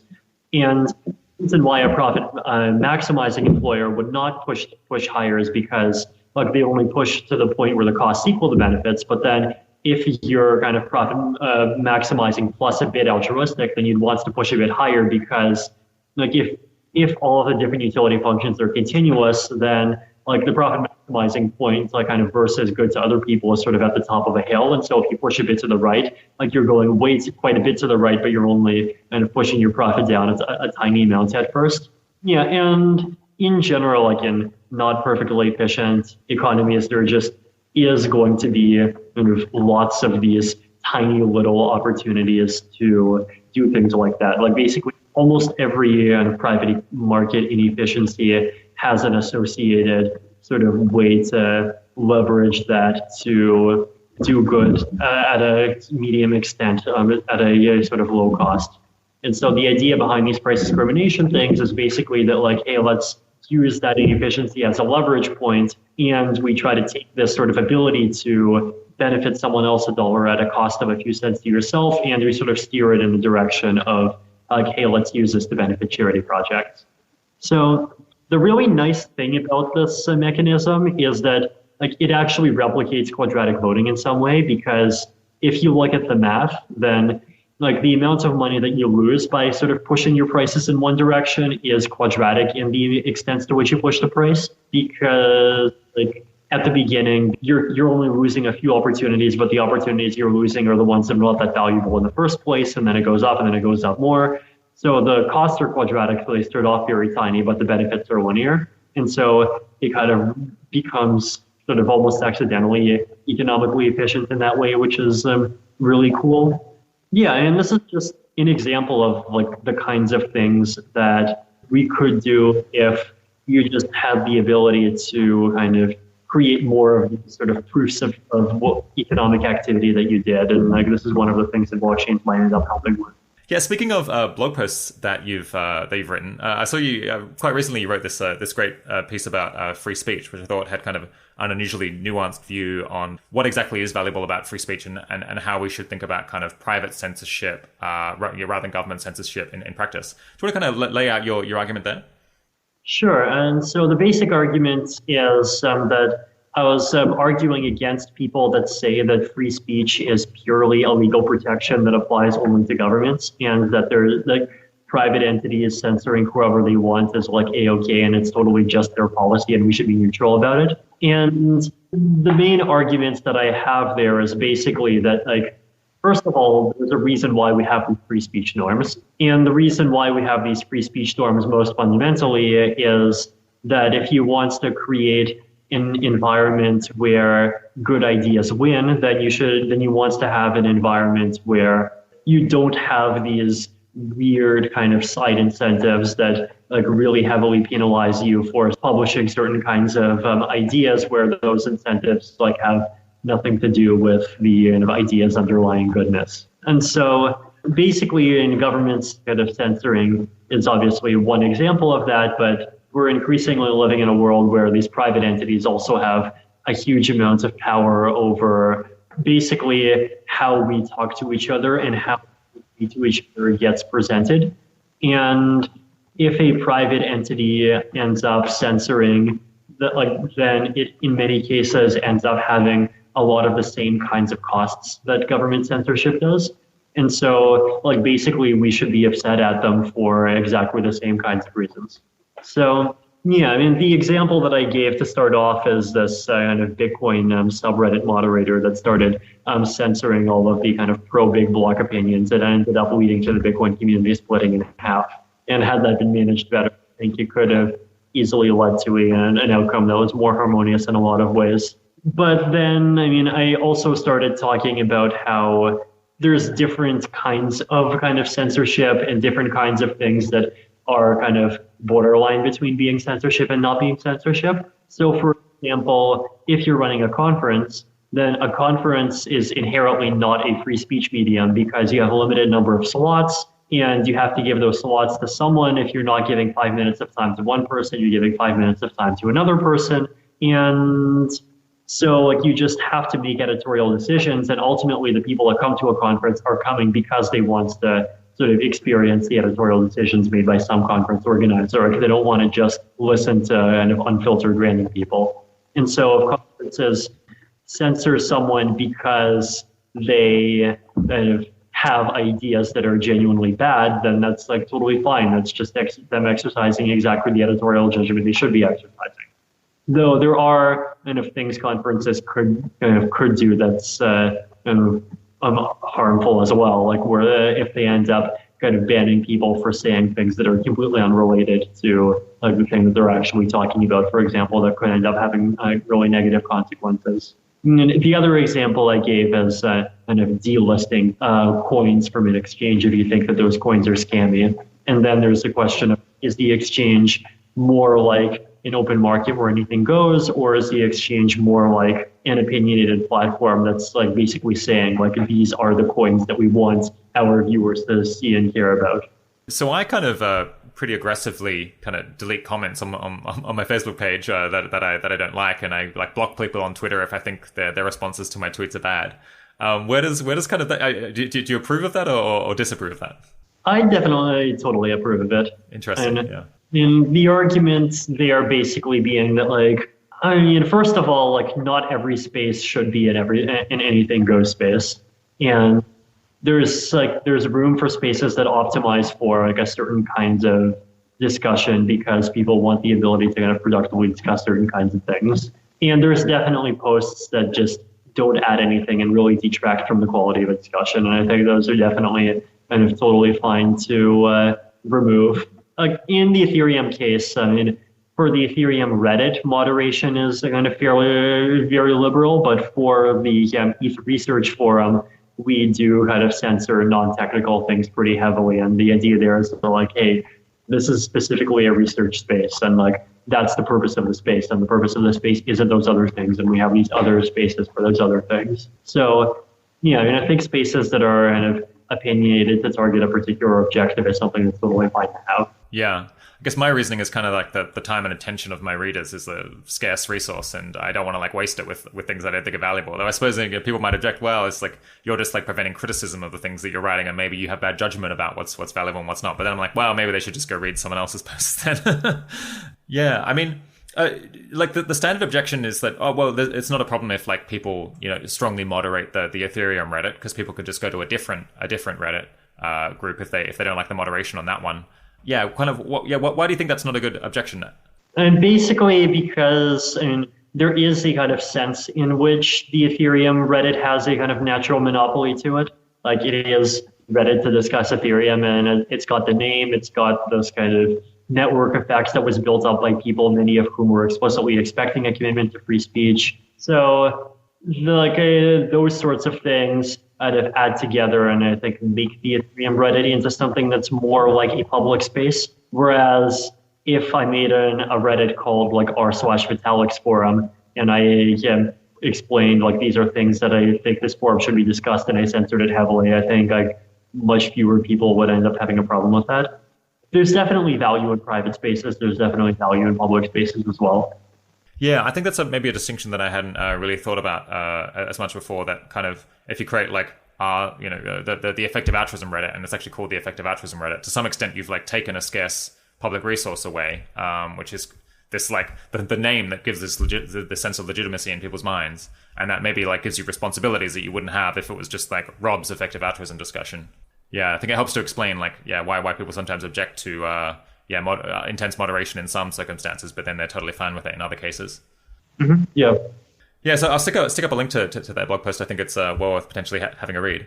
I suppose just a slightly provocative question out of left field is that kind of like a big thrust of your work is kind of encouraging decentralization and empowering individuals. And kind of, I'm the kind of person who has like a positive sense about decentralization in general and likes markets and like people to be able to speak their mind and just say whatever they think. What do you think are the chances that kind of there's like something like fundamentally wrong about that worldview, and that like, for example, like people are just kind of bad, and like just empowering like people more broadly and like decentralizing authority is harmful, and that like maybe really the only way things can work is if you like just kind of luck out and have like some centralized authority and hope that you get the right people in charge? Yeah, I mean, I think those kinds of critiques are definitely worth worrying about. I mean, there's one kind of aspect of the critique that I mentioned already, which is this public good issue about having correct opinions. And then there's inequalities in the level of expertise. And there's the issue of, well, we make these mechanisms that have this sort of egalitarian flavor to them, but there's also this lingering question, do we want to kind of try harder to come up with mechanisms that explicitly try to kind of target opinions that look like expert opinions or correct opinions more than just aggregating the average? And I mean, there's obviously the downsides to technocracy, but on the other hand, these things are definitely worth really taking seriously. So it's definitely something that we're actively thinking about. One thing I didn't ask earlier is kind of for people who want to get involved in this whole incentive design, mechanism design, crypto economic space. What would be some good first steps for them? What people might they be talking to, or what website should they visit? I guess first it depends on like what your interest in crypto is. Like, are you interested in being a researcher, being a developer, like being a user, like just holding and like doing things with coins, like participating in quadratic votes, like being an enthusiast? Visiting a meetup, I think, is good because it also gets you in touch with the local community. And otherwise, like tryethereum.today is like a pretty good website that like directly pushes you to kind of the basics in terms of actually using the platform. On the research side, I mean, there's ETH Research, and then that's the different threads on it, and that's a kind of research forum that is kind of pretty accessible for people to start contributing fairly quickly. Hackathons and participating in hackathons is like often a way a lot of people get started. Yeah. I guess there's the kind of Radical Exchange meetups and the Radical Exchange conference. Yeah, so on the Radical Exchange side, I think the meetups, and often, like I've noticed in a lot of cases, they tend to be kind of sistered with crypto meetups in different cases, and like it makes sense because they're technically two different sets of ideas, but there's a lot of ways to use one to implement the other, and a lot of people who care about one care about the other. Yeah, so meetups and conferences is just kind of online materials. Yeah, and it just depends on sort of what kind of person you are and what aspects of like both of those spaces you want to be interested in. Yeah, fantastic. Yeah, on an even lighter note, I recently published this blog post where I kind of recommended 27 products that I use and kind of suggest that other people might want to use and buy themselves. You mentioned that you had a reaction to one of them. I think was it the Air Miles one?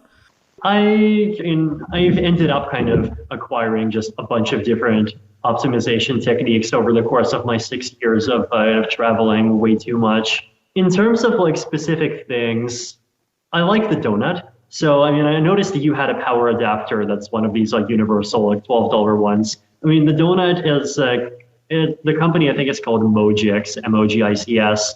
And it's a bit more expensive, but the nice thing about it is that it also functions as a kind of multi-way splitter. So you can kind of plug in a lot of different cables. So if you're traveling with friends, like if one person has them, you can just like, plug everything in. So that's really nice. In terms of like bags, I travel with a 40-liter bag, which seems exactly the right size. Like it's still big enough to carry stuff, but it's kind of small enough that like you have no problem putting it in to carry on and kind of even walking long distances with it. Yeah, and otherwise, I got a laptop bag. Inside of my laptop bag, I also have a bunch of tea bags, so I can have tea wherever I want. Yeah, so like a bunch of little things like that. Nice. All right, I'll get links from you for all of those products if people want to travel the Vitalik way.